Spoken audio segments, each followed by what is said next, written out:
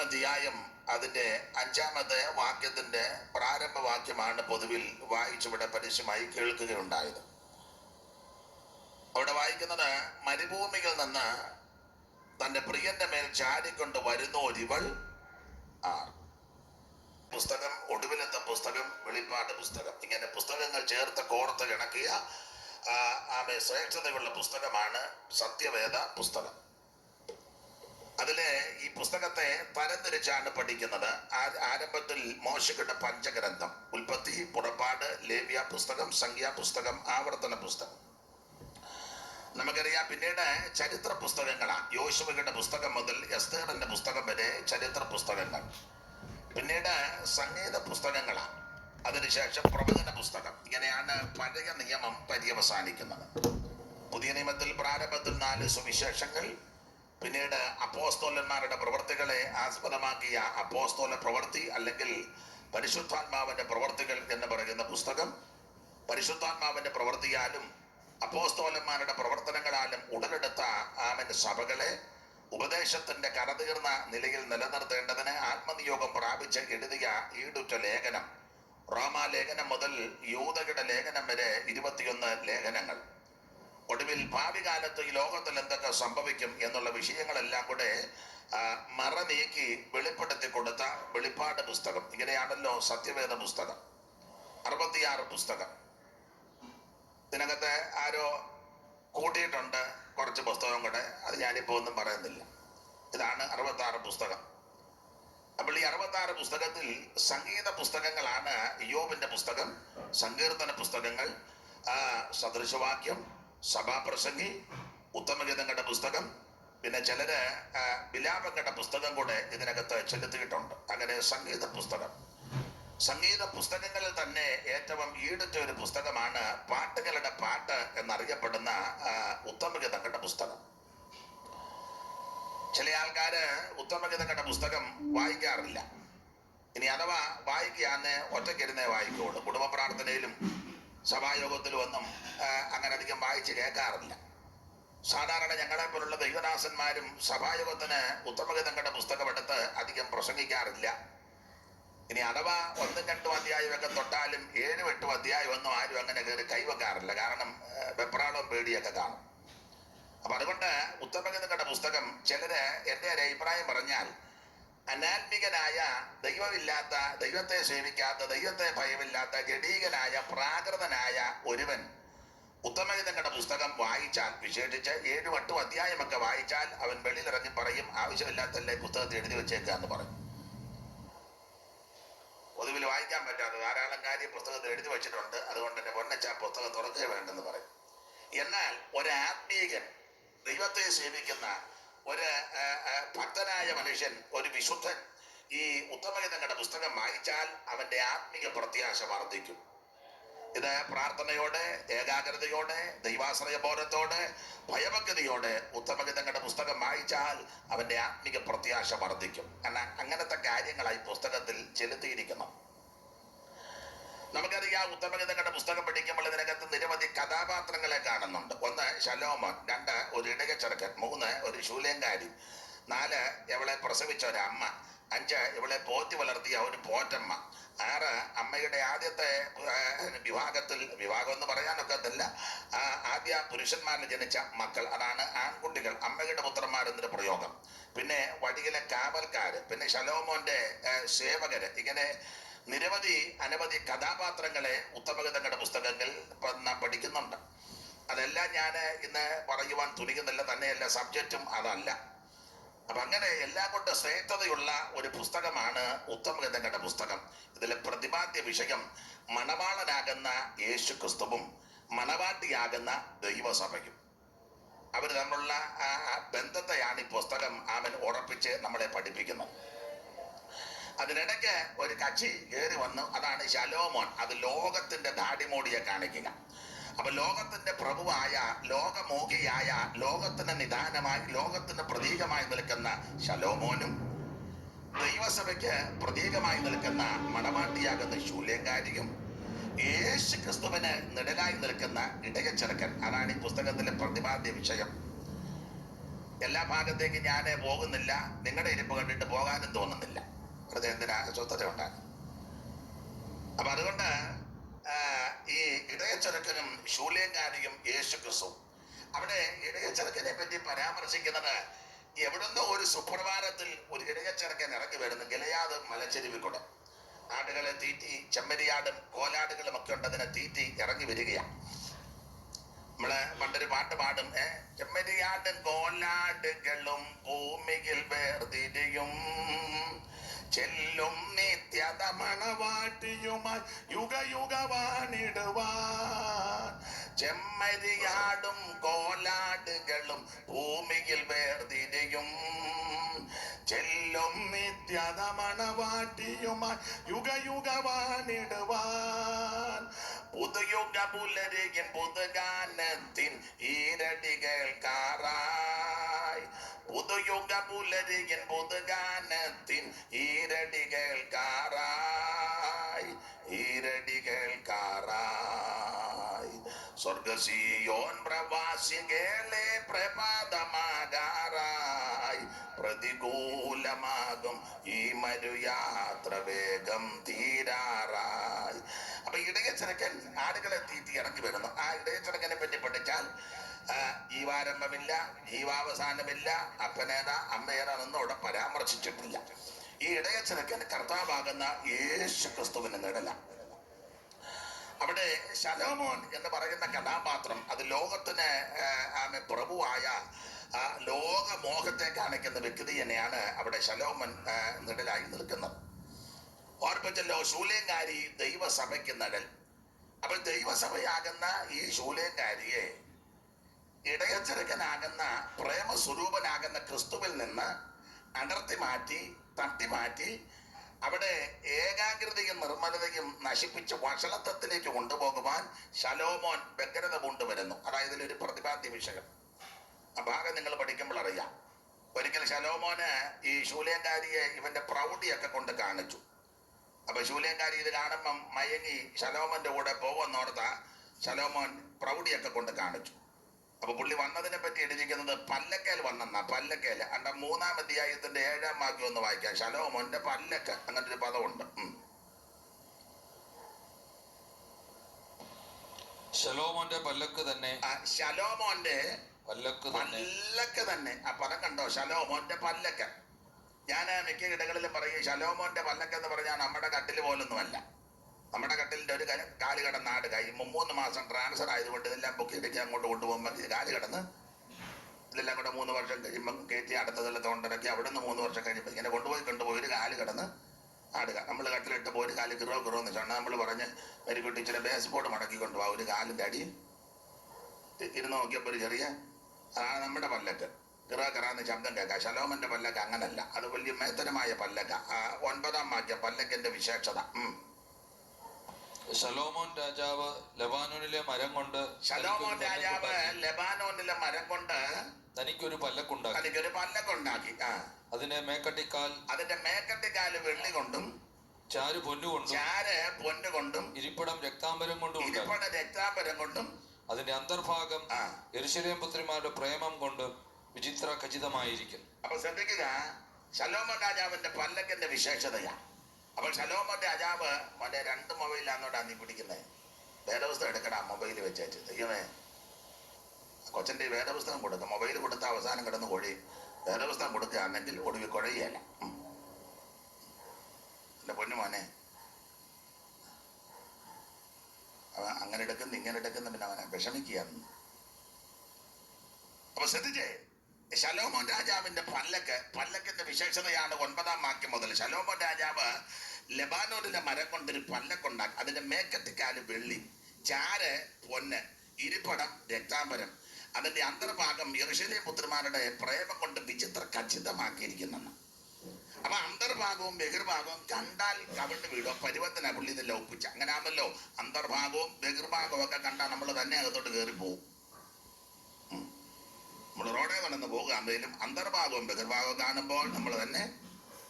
ഇവിടെ വന്നപ്പോൾ അന്തർഭാഗം ഒരുപോലെ ഇരിക്കുന്ന, ബഹിർഭാഗവും ഒരുപോലെക്കൊന്ന് കാതും കഴുത്തും കറച്ച് പറിച്ച് കുളഞ്ഞ് നാട്ടുകാർ പറയുന്നങ്ങനെ അറിയോ, ഈ എന്നെ കെട്ടുതാലി പൊട്ടിച്ചേച്ച് നടക്കുന്ന നമ്മളെ സഹോദരിമാരെ പറ്റി പൊതുവിലുള്ളൊരു അഭിപ്രായം. അത് നിങ്ങളുടെ അഭിപ്രായമാ?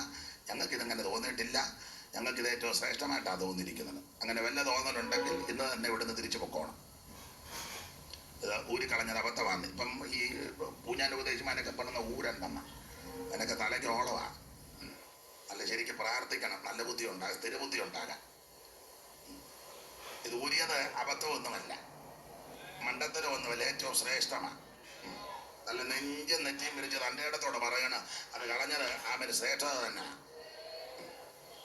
സ്തോത്രം. അപ്പൊ അതുകൊണ്ട് ഈ അവരുടെ ശലോമോൻ രാജാവിന്റെ കൊട്ടാരം, ആ പല്ലക്ക് അതിന്റെ അന്തർഭാഗവും ബഹിർഭാഗവും വളരെ കേമമാണ്. കണ്ടാൽ നമ്മൾ പല്ലൊക്കെ ചാടി കയറും. ആ പരുവത്തിനാ പുള്ളി. കാരണം ഇതൊക്കെ കാണിച്ച് മയക്കാൻ ഓർത്താ വന്നത്. അപ്പൊ എൻ്റെ ഒരു ചിന്ത, ആ വേദപുസ്തകം നിങ്ങൾ പഠിച്ചാൽ ശലോമോൻ രാജാവ് പല്ലക്കൽ ഇങ്ങോട്ട് വന്നപ്പോൾ അവള് ശലോമോൻ രാജാവിന്റെ പല്ലക്ക കണ്ട് ശൂന്യങ്കാരി മയങ്ങിയില്ല. കാരണം അവള് സേവിക്കുന്നത് ശലോമോനിലും വലിയവനെയാണ്. ഇവിടെ ഇതാ യോനയിലും വലിയവൻ, ശലോമോനിലും വലിയവൻ, ദൈവാലയത്തെക്കാൾ വലിയവൻ, സ്വർഗത്തെക്കാൾ വലിയവൻ, സകലത്തിലും ശ്രേഷ്ഠനായ ഒരുവനുണ്ട്, കർത്താവാകുന്ന യേശു ക്രിസ്തു. ഊനമില്ലാത്ത, പാപമില്ലാത്ത, കളങ്കമില്ലാത്ത, അകൃത്യമില്ലാത്ത, യാതൊരു കുറവുകളില്ലാത്ത, തെറ്റുകളില്ലാത്ത ഒരുവനെയുള്ളൂ, കർത്താവാകുന്ന യേശു ക്രിസ്തു. യാതൊരു ഊനവും യേശുവിലില്ല. ആയിരം പതിനായിരങ്ങളിൽ അഴക് തിങ്ങുമൻ പ്രിയന്, ആയിരം പതിനായിരങ്ങളിൽ അഴക് തിങ്ങുമൻ പ്രിയന്, കാണും ഞാനൻ മോക്ഷപുരേ താതൻ ചാരേ ശാലേംപുരേ, കാണും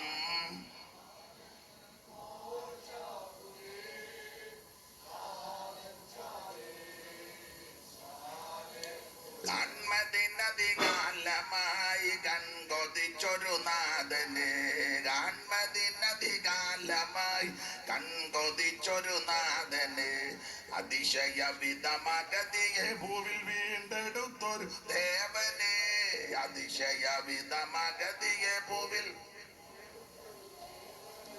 ആയിരം പതിനായിരങ്ങളിൽ അഴക് തിങ്ങുമൻ പ്രിയനെ, ആയിരം പതിനായിരങ്ങളിൽ അഴക് തിങ്ങുമൻ പ്രിയനെ, കാണും.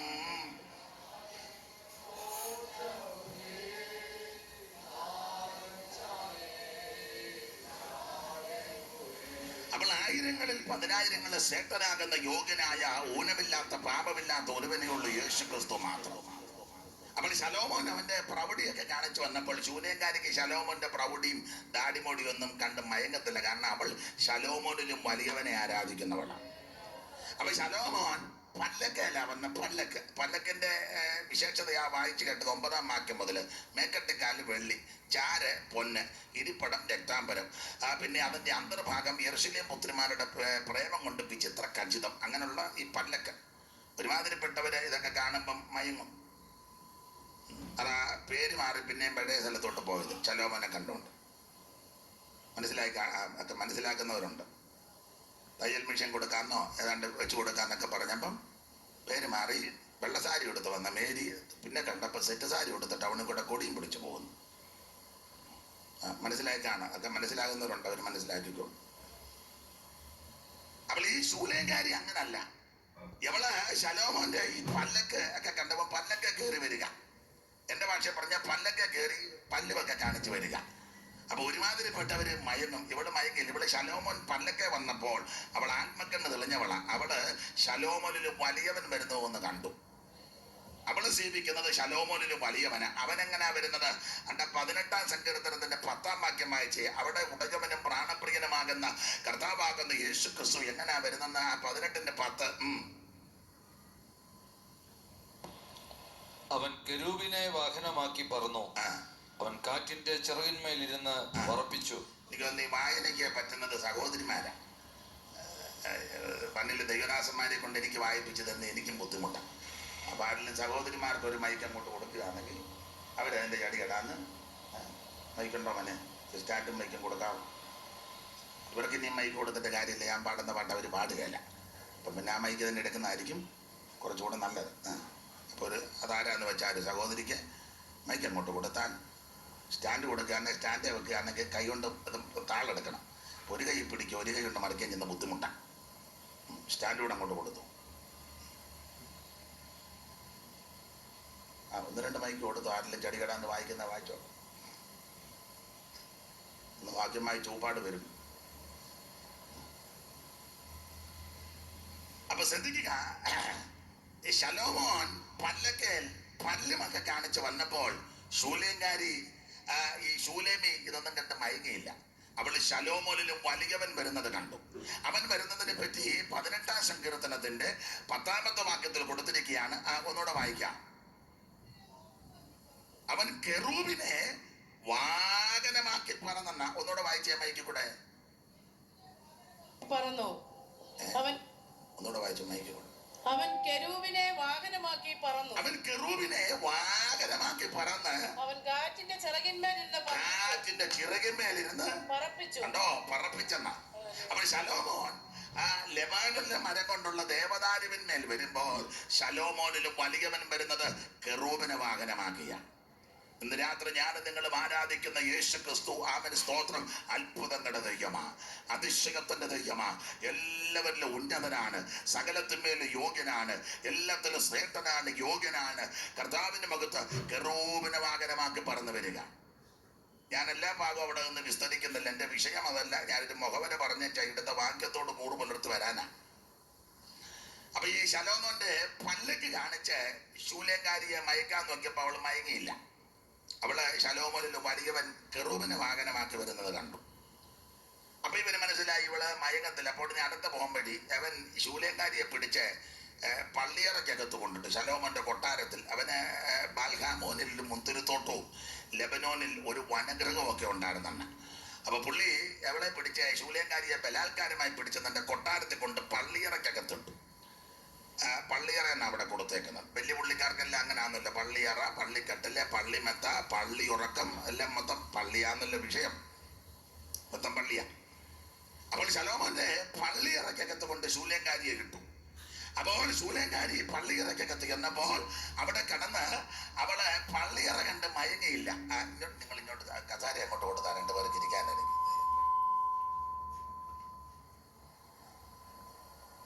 കസാര കൊടുക്കുന്ന കണ്ടോ?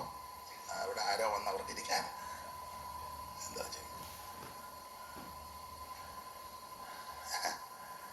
നമ്മുടെ ആൾക്കാരുടെ രീതിയാണ്. പണ്ട് തമിഴ് സഹോദരൻ പറഞ്ഞ പോലെ ശീലിച്ചു പോയി സാറേ ചെറുപ്പെടുകയല്ലെന്ന്.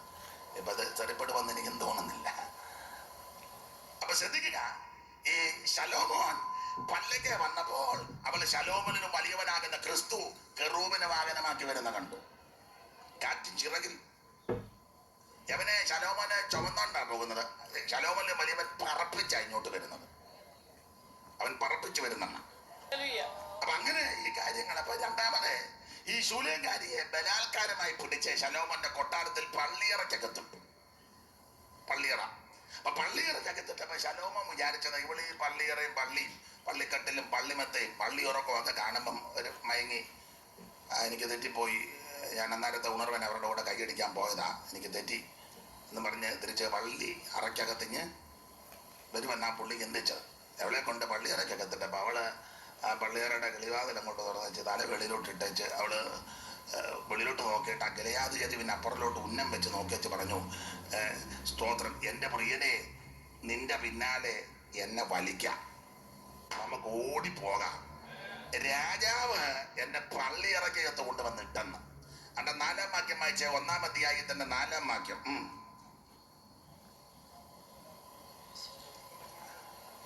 നിങ്ങൾ ജോർജ് പാസ്റ്റർ വായിക്കുന്ന തന്നെയായിരുന്നു നല്ലതെന്നാണ് എനിക്ക് തോന്നുന്നത്.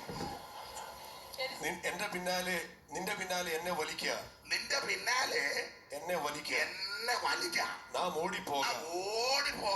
രാജാവ് എന്നെ പള്ളിയറയ്ക്കകത്ത് കൊണ്ടുവന്നിരിക്കുന്നു. അപ്പോൾ ബലാത്കാരമായി ഇവിടെ പിടിച്ച് ശൂലേംകാരിയെ പിടിച്ച് പള്ളിയറയ്ക്കകത്തിട്ട് ശലോമോൻ വിചാരിച്ചത് ഈ പള്ളിയറയും ഈ മെത്തയും ഇതിന്റെ ഈ ഇടക്കും ഈ ലൈറ്റും പോകാം. അവൻ എന്നെ പള്ളിയറയ്ക്കകത്ത് കൊണ്ടുവന്നിട്ടുണ്ട് എന്ന് പറഞ്ഞാൽ ഞാൻ ഇവന്റെ പള്ളിയറയെ കടന്ന് സുഖിച്ച് ചാകാൻ തീരുമാനിച്ചിട്ടില്ല. എനിക്ക് ഒന്നേ ഉള്ളൂ, നിന്റെ പിന്നാലെ വരണം. സ്തോത്രം. എനിക്കൊരൊറ്റ ആഗ്രഹമുള്ള ഈ പള്ളിയറക്കകത്ത് കിടക്കാൻ ഞാൻ ഇഷ്ടപ്പെടുന്നില്ല. എനിക്ക് നിന്റെ പിന്നാലെ വരണം, നിന്റെ പിന്നാലെ എന്നെ വലിക്കാം. ശൂല്യക്കാരിയുടെ സ്ഥാനത്ത് ഞാനോ നിങ്ങളോ വല്ലതായിരുന്നു എന്തുമായിരിക്കും സാക്ഷ്യം പറയുന്നത്? നമുക്ക് 2 മിനിറ്റ് എങ്ങാനും തരിക ആട്ടെ, ഒച്ചമ്മ സാക്ഷ്യം പറഞ്ഞാട്ടെ. ഈ പിള്ളേരക്കകത്തൊക്കെ വന്നില്ലയോ? ആ ബൈബിളും ഒക്കെ പിടിച്ചോണ്ട് എഴുന്നേറ്റൊരു നിപ്പും 2 ശീല പാട്ടുമൊക്കെ പാടി ഒരു കറക്കൂ. ഏത് പാട്ടാ പാടുന്നെന്ന് ചോദിച്ചാൽ ഇപ്പോഴത്തെ ഈ ടെൻഡ് അനുസരിച്ച് മിക്കവാറും ഈ പാട്ട് പാടാനായിരിക്കും സാധ്യത. ഏതാ? അറിവിക്കാത്ത ഒരു പാട്ടില്ലേ മോനെ? അതായിരിക്കും മിക്കവാറും പാടും. നിന്നൊരു സാക്ഷ്യമൊക്കെ പറയും, പ്രിയരെ ഞാനിതിനൊന്നും യോഗ്യ അല്ല, കൃപയാലാന്ന് ഇതിനകത്ത് വന്നത്. വ്യാജതിനെ കൊണ്ട് ബന്ധിച്ചിട്ടിരിക്കുക. അപ്പൊ കൃപ പ്രാപിച്ച ശൂലേങ്കാരി പറഞ്ഞു, ഞാൻ ഇവിടെ കിടന്ന് യാകാനല്ല ഉദ്ദേശം, എനിക്ക് നിന്റെ പിന്നാലെ വരണം. നമ്മൾ പാടുകല്ലേ, ഒന്നേയുള്ളെനിക്കാനന്ദമുലകിൽ യേശുവിൻ സന്നിധിയാണ് യുവതേ. ഒന്നേ ഉള്ളെനിക്കാനന്ദമുലകിൽ യേശുവിൻ സന്നിധി വദേ. അന്നേരം മമ മനസകേതം ഒന്നായകലും വെയിലിൽ ഹിമമ്പോ. അന്നേരം മമ മനസകേതം ഒന്നായകലും വെയിലിൽ ഹിമമ്പോ. ഒന്നേയുള്ളെനിക്കാനന്ദമുലകിൽ യേശുവിൻ സന്നിധിയണയുവതേ. ശ്രദ്ധിക്കുക, ആ പള്ളിയറക്കകത്ത് കിടന്ന് ശൂലേമി പറഞ്ഞു, നിന്റെ പിന്നാലെ എന്നെ വലിക്കാൻ. രാജാവ് എന്നെ പള്ളിയറക്കകത്തിട്ടു. അപ്പൊ അതുകൊണ്ടും ശൂലേങ്കാര് തെറ്റിയില്ല, മയങ്ങിപ്പോയില്ല. പിന്നെ അടുക്കിടക്കായിട്ട് പഠിച്ചാൽ ധാരാളം സംഭവങ്ങൾ കൊണ്ട് കാണിക്കുകയും കൂട്ടിക്കൊണ്ടു പോവുകയൊക്കെ ചെയ്തൊന്നും മയങ്ങിയില്ല. ഒടുവിലായിട്ട് നമ്മുടെ വിഷയത്തിലേക്ക് വരുന്ന സമയം പോകുന്നല്ലോ. 8-ാം അധ്യായത്തിൽ 5-ാം വാക്യത്തിൽ വായിക്കുന്നത്, അതിന്റെ ചരിത്ര പശ്ചാത്തലം ഒത്തിരി പറയാനുണ്ട്. ഒടുവിൽ ശൂലേങ്കാരി പ്രാണപ്രിയനെ കാണിച്ചു കൊടുത്തു. എനിക്കൊരു പ്രിയനുണ്ട്, അവൻ വെണ്മയും ചുവപ്പുമുള്ളവൻ, 10,000-ങ്ങളിൽ ശ്രേഷ്ഠൻ. അപ്പൊ ചോദിച്ചു, നിന്റെ പ്രിയന് മറ്റ് പ്രിയന്മാരെക്കാൾ വിശേഷത വല്ലതും ഉണ്ടോ? അവിടെ അറിഞ്ഞ് വിശേഷത ഉണ്ടെങ്കിൽ അവന് മാത്രമേ ഉള്ളു എന്ന് പറഞ്ഞാൽ, കാണാൻ കൊള്ളാവുന്നവൻ ക്രിസ്തു, ആരാധിക്കാൻ കൊള്ളാവുന്നവൻ യേശു ക്രിസ്തു, അംഗീകരിക്കാൻ കൊള്ളാവുന്ന യേശു ക്രിസ്തു. അനുഗമിക്കുന്നെങ്കിൽ യേശുവിനെ അനുഗമിക്കണം, ആരാധിക്കുന്നെങ്കിൽ യേശുവിനെ ആരാധിക്കണം, അംഗീകരിക്കുന്നെങ്കിൽ യേശു ക്രിസ്തുവിനെ അംഗീകരിക്കണം, അനുഗമിക്കുന്നെങ്കിൽ യേശുവിനെ അനുഗമിക്കണം. ഇതുപോലെ യോഗ്യനായ വേറൊരുത്തനില്ലെന്നുള്ളതാണ്. അപ്പൊ അവർ ചോദിച്ചു, അവൻ എന്ത് ചെയ്യേ? ഒടുവിൽ ആ പ്രിയനെ കാണിച്ചു കൊടുക്കുകയും ആ പ്രിയന്റെ മേൽ ചാരിക്കൊണ്ട് വരുന്ന ഭാഗമാ നമ്മൾ 8-ന്റെ 5 വായിച്ചത്. ഇടയ്ക്കത്തെ ഭാഗമൊന്നും പ്രസംഗിക്കുന്നില്ല, വേറൊരു ചിന്ത പറയാനാണ് ഞാൻ വരുന്നത്. അപ്പോൾ കുറുവാക്യം 8-ാം അധ്യായത്തിന്റെ 5-ാം വാക്യത്തിൽ, മരുഭൂമിയിൽ നിന്ന് തന്റെ പ്രിയന്റെ മേൽ ചാരിക്കൊണ്ട് വരുന്നു ഒരുവൻ. ഒരല്പസമയത്തെ ചെറിയ വിഷയം നമ്മൾ ചിന്തിക്കാൻ പോകുന്നൊരു ചെറിയ വിഷയം, മരുഭൂമിയിൽ എന്തുണ്ടെന്നുള്ളതാണ്. മരുഭൂമിയിൽ എന്തുണ്ട്? മരുഭൂമിയിൽ നിന്ന് തന്റെ പ്രിയന്റെ മേൽ ചാരിക്കൊണ്ട് വരുന്ന ഒരുവൾ. അതുകൊണ്ട് അല്പസമയത്തെ ചിന്താവിഷയം മരുഭൂമിയിൽ എന്തുണ്ടെന്നുള്ളതാണ്. ഈ പഴയ നിയമവും പുതിയ നിയമവും ഒക്കെ പഠിക്കുമ്പോൾ പ്രതിരൂപ സ്വരൂപങ്ങളാണ്, വ്യാഖ്യാനിക്കണം, നെടലും പൊരുളുമാണ്. പഴയ നിയമം നെടലും, പുതിയ നിയമം അതിന്റെ പൊരുളുകളുമാണ്. അപ്പോൾ നെടലും പൊരുളുമായതുകൊണ്ട് വ്യാഖ്യാനിച്ച് പ്രസംഗിക്കേണ്ട വിഷയങ്ങൾ നിരവധിയുണ്ട്. അപ്പൊ അങ്ങനെ വ്യാഖ്യാനിക്കുമ്പോൾ എന്താണ് മരുഭൂമി? ഒറ്റ വാക്കിൽ മറുപടി പറഞ്ഞാൽ, മരുഭൂമി എന്ന് പറഞ്ഞാൽ സർവശക്തനായ ദൈവത്തിന്റെ സഭ. കാലാകാലങ്ങളിൽ ദൈവത്താൽ വിളിച്ച് വേർതിരിക്കപ്പെട്ട വിശുദ്ധന്മാരുടെ കൂട്ടം, അതാണ് മരുഭൂമി അല്ലെങ്കിൽ ദൈവസഭ. അതിനൊരു ചെറിയ തെളിവിനൊരു ഒരു വാക്യം അപ്പോസ്തല പ്രവർത്തകരുടെ പുസ്തകം 7-ാം അധ്യായത്തിന്റെ 38-ാം വാക്യം. മരുഭൂമി സഭയാണ് എന്നുള്ളതിന് തെളിവിന് ഒരു ചെറിയ വാക്യം. സീനായി മലയിൽ തന്നോട് സംസാരിച്ച ദൂതനോടും നമ്മുടെ പിതാക്കന്മാരോടും കൂടെ മരുഭൂമിയിലെ സഭയിലിരുന്നവൻ മതി. അപ്പോൾ ഈ വാക്യമെല്ലാം കൂടെ ചേർത്ത് പഠിച്ചാൽ, മരുഭൂമി എന്ന് പറഞ്ഞാൽ സർവശക്തനായ ദൈവത്തിന്റെ സഭ. ശ്രദ്ധിക്കണേ, ഏതാണ് സഭ എന്താണ് സഭ? ആരുടെയാ സഭ? ഏതാണ് ശരിയായ സഭ?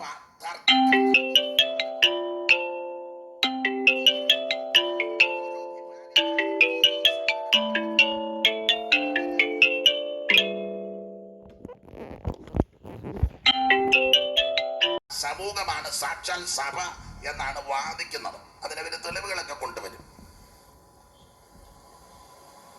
കത്തോലിക്ക സഹോദരന്മാര് പറയുന്നത് സാക്ഷാൽ സഭ കത്തോലിക്ക സഭയാണ്. അവര് കത്തോലിക്ക സഭ എന്നൊന്നും അങ്ങനെ പറയില്ല, തിരുസഭ അങ്ങനെ അവര് പറയുന്നത്. തിരുസഭ, നമ്മളാ കത്തോലിക്ക സഭ എന്നൊക്കെ പറയുന്നത് തിരുസഭ, അവര് ബഹുമാനിച്ചാ പറയുന്നത്. അപ്പോൾ കത്തോലിക്ക സഹോദരന്മാര് പറയുന്നത് സാക്ഷാൽ സഭ കത്തോലിക്ക സഭയാണ്, തിരുസഭ. റോമിൽ, വത്തിക്കാനിൽ അവരുടെ ഒരു വിധത്തിൽ പറഞ്ഞാൽ ആരാധ്യ പുരുഷനായ പോപ്പിന്റെ കീഴിൽ ലോകമെമ്പാടും പരന്ന് പന്തലിച്ച് വിശദമായി പടർന്നു കിടക്കുന്ന കത്തോലിക്ക സഭ, ഈടുറ്റ സഭ.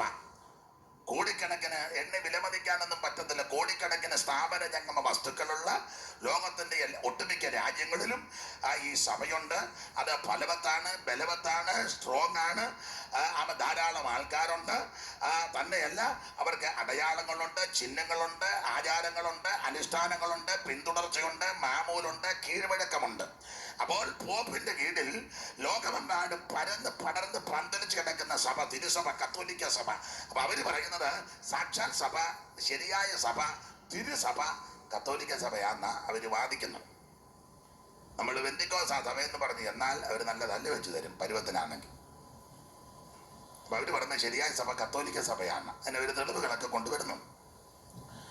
അപ്പോൾ ഇവരെ കണ്ണിച്ചുകൊണ്ട് യാക്കോബായ വിഭാഗം വന്നിരിക്കുന്നത് അത് ശരിയായ സഭയല്ല, ഞങ്ങളാ ശരിയായ സഭ, പാരമ്പര്യം യാക്കോബായ. കാരണം അന്ത്യോക്യയുടെ സിംഹാസനത്തിന്റെ കീഴിൽ, കാരണം റോമിൽ പിന്നാന്നല്ലോ, അന്ത്യോക്യനെ വെച്ചാന്നല്ലോ ക്രിസ്ത്യാനി എന്ന പേര് വന്നത്. അപ്പൊ അതുകൊണ്ട് അന്ത്യോക്യയിൽ പത്രോസിന് സിംഹാസനം ഉണ്ടായിരുന്നെന്ന, പത്രോസിന്റെ സിംഹാസനം ഉണ്ടായിരുന്നെന്നും അന്ത്യോക്യയുടെ സിംഹാസനത്തിന്റെ കീഴിൽ ലോകമെമ്പാടും പരന്ന് കിടക്കുന്ന യാക്കോബായ, അതിൽ രണ്ട് വിഭാഗമുണ്ട്, ഓർത്തഡോക്സ്. അത് ഞാനിപ്പോ എടുക്കുന്നില്ല, ഒറ്റ വാക്കിൽ അങ്ങ് പറയാ, യാക്കോബായ സഭ. അപ്പൊ അവര് പറയുന്ന അന്ത്യോക്യ പത്രോസിന്റെ സിംഹാസനത്തിന്റെ പിന്തുടർച്ച. പത്രോസ് അന്ത്യോക്യയിലായിരുന്നെന്നും പുള്ളിക്ക് സിംഹാസനം ഉണ്ടെന്നൊക്കെയാ വാദം. തിരുവചനം പഠിച്ചാൽ ഒരു കൊരണ്ടി പോലും ഇല്ലെന്നുള്ളതാ. ആദിമ നൂറ്റാണ്ടിലെ അപ്പോസ്തലന്മാർക്ക് ഒരു കൊരണ്ടി പോലും ഇല്ലായിരുന്നു. തെളിവിന് ഒരു വാക്യം വായിച്ചു, ഒത്തിരി ഉണ്ട്, എന്നാലും തെളിവിന് കൊരിന്ത്യർക്കെഴുതിയ 1 ലേഖനം 4:10 മുതൽ അറിവുള്ള വാക്യമായെങ്കിലും ഒന്ന് ഉറക്കെ വായിച്ചു തരും.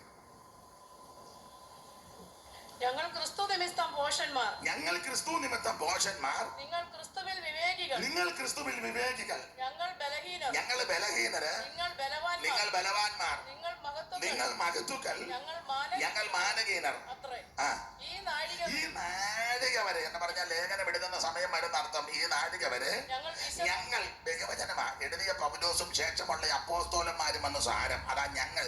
ഈ നാഴിക വരെ ഞങ്ങൾ ഏതാ? പത്രോസ്, യാക്കോബ്, അന്ത്രയോസ്, യോഹന്നാന്, ഫിലിപ്പോസ്, ബർത്തലോമായി, അൽപായുധനായ യാക്കോബ്, പിന്നെ യൂദ, ഇസ്കരിയോത്ത് യൂദ. അതാ ഞങ്ങൾ, അതാ ഞങ്ങൾ. അപ്പോ ശേഷമുള്ള പൗലോസും ശേഷമുള്ള അപ്പോസ്തലന്മാരും, അതാണ് ഞങ്ങൾ. ഈ നാഴിക വരെ ഞങ്ങൾ ആദിമ നൂറ്റാണ്ടിലെ അപ്പോസ്തലന്മാർക്ക് ഇടയ്ക്കിടയ്ക്ക് വിശപ്പുണ്ടായിരുന്നു. കാരണം ചാപ്പാടിന് കാര്യമൊന്നുമില്ല. ശുശ്രൂഷ കേമമാകുന്നതിന് ചാപ്പാടില്ല. ഇന്ന് ചാപ്പാട് കേമമാ, ശുശ്രൂഷ ഇല്ലെങ്കിലും, ശുശ്രൂഷ ഒന്നും കാര്യമായിട്ട് നടക്കുന്നില്ലെങ്കിലും ചാപ്പാട് കേമം. അപ്പോൾ അന്ന് ചാപ്പാടില്ല, ഭക്ഷണം അധികം കിട്ടാറില്ല. അതുകൊണ്ടല്ലയോ വിശന്ന് പ്രാണം തല്ലിയാ യോഗം കഴിഞ്ഞു പോകുന്നത്. ഒരിക്കൽ വിശന്ന് പ്രാണം തല്ലിപ്പോയി ആരുടെയോ വയലിലിറങ്ങി കതിര് പറിച്ച് തിരുമ്മി തിന്നു വിശന്നിട്ട്. ഇവര് സേവിക്കുന്ന ഗുരുവ് ഒരിക്കൽ വിശന്ന് കൂറ കുത്തിയിട്ട് അത്തിയെ നോക്കി ഒന്നും കണ്ടില്ല, ഇങ്ങനെ തളത്ത് നിൽക്കുന്നല്ലാതെ. അപ്പോൾ അന്ന് വിശപ്പുണ്ടാകും. അപ്പൊ ഈ നാഴിക വരെ ഞങ്ങൾ വിശന്ന്, അപ്പോസ്തലന്മാര് വിശന്നും ദാഹിച്ചും ഉടുപ്പാനില്ല അന്ന്. ഇന്നത്തെ അപ്പോസ്തലന്മാരുടെ ഉടുപ്പ് തന്നെ പണയം വെച്ചാൽ ഒരു 5 ലക്ഷത്തിന്റെ ഉണ്ട്. കാരണം അതുപോലെ ചെയ്തപണി ചെയ്താ ഉടുപ്പ് തയ്ക്കുന്നത്. ഇതെല്ലാം സാധനങ്ങൾ അതിനകത്ത്. മൊത്തത്തിൽ ഒന്നുകൊണ്ടൊരു പണയം എടുക്കുന്ന സ്ഥലത്തോട്ട് കൊണ്ട് പുള്ളി അവിടെ നിർത്തി ഒരു 10 ലക്ഷം രൂപ തരാൻ പറഞ്ഞാൽ കണ്ണുമടച്ചവര് അതുപോലത്തെ സാധനങ്ങൾ കാതയിലും കയ്യിലും കഴുത്തയിലും എല്ലാം കിടപ്പുണ്ട്. കാരണം അതുപോലെ അപ്പോസ്തലന്മാർ, ഇപ്പോഴത്തെ അപ്പോസ്തലൻ. അന്നത്തെ അപ്പോസ്തലന്മാർക്ക് ഉടുതുണിക്ക് മറുതുണിയില്ല. അതാ ഈ നാഴിക വരെ ഞങ്ങൾ വിശന്നും ദാഹിച്ചും. ഉടുപ്പാനില്ലാതെ പിന്നെ ഒരു കാര്യം എന്നോട്ട് നോക്കിയാൽ ഒരു കാര്യം പറഞ്ഞേച്ച് നമുക്ക് പയ്യ അതിലോട്ട് കയറാം. ഞാൻ ഒരു സഭയുടെ ആളല്ല, അതാദ്യം എന്നെ ഒന്ന് അറിഞ്ഞു നല്ലതാ. ഞാനൊരു ഹൈന്ദവ പശ്ചാത്തലത്തിൽ നിന്നാണ് ഈ മാർഗത്ത് വന്ന്. പെന്തിക്കോസ് പാരമ്പര്യവുമില്ല, ക്രൈസ്തവ പാരമ്പര്യവുമില്ല. എൻ്റെ വല്യപ്പനും ഒന്നും ഈ മാർഗത്തിൽ വന്നതല്ല. ഞങ്ങൾ ഹൈന്ദവ വിശ്വാസത്തിലായിരുന്നു. അമ്പലത്തിൽ നിന്ന് വരുമ്പോഴാണ് ഞാൻ രക്ഷിക്കപ്പെട്ട് വഞ്ഞ് ഈ വേറെ പുസ്തകം വായിച്ചു. അങ്ങനെ വായിച്ചപ്പോൾ ഇതിനകത്തെ കാര്യങ്ങളായി പറയുന്നത്. അതിന് എന്നോട് കയറി ഉടക്കുണ്ടാക്കാനൊന്നും വരരുത്, നീ പുസ്തകം വായിച്ചോണം. നേരത്തെ ഒന്ന് അറിഞ്ഞിരിക്കുന്ന നല്ലതാ. അതുകൊണ്ട് പുള്ളി അവരുടെ ആളാണെന്നും കയറി വെച്ചേക്കരുത്, ആരുടെ ആളല്ലെന്നുള്ളതായത് സത്യം. അപ്പൊ അതുകൊണ്ട് നിഷ്പക്ഷമായിട്ട് ആ കാര്യം പറയുന്നത്.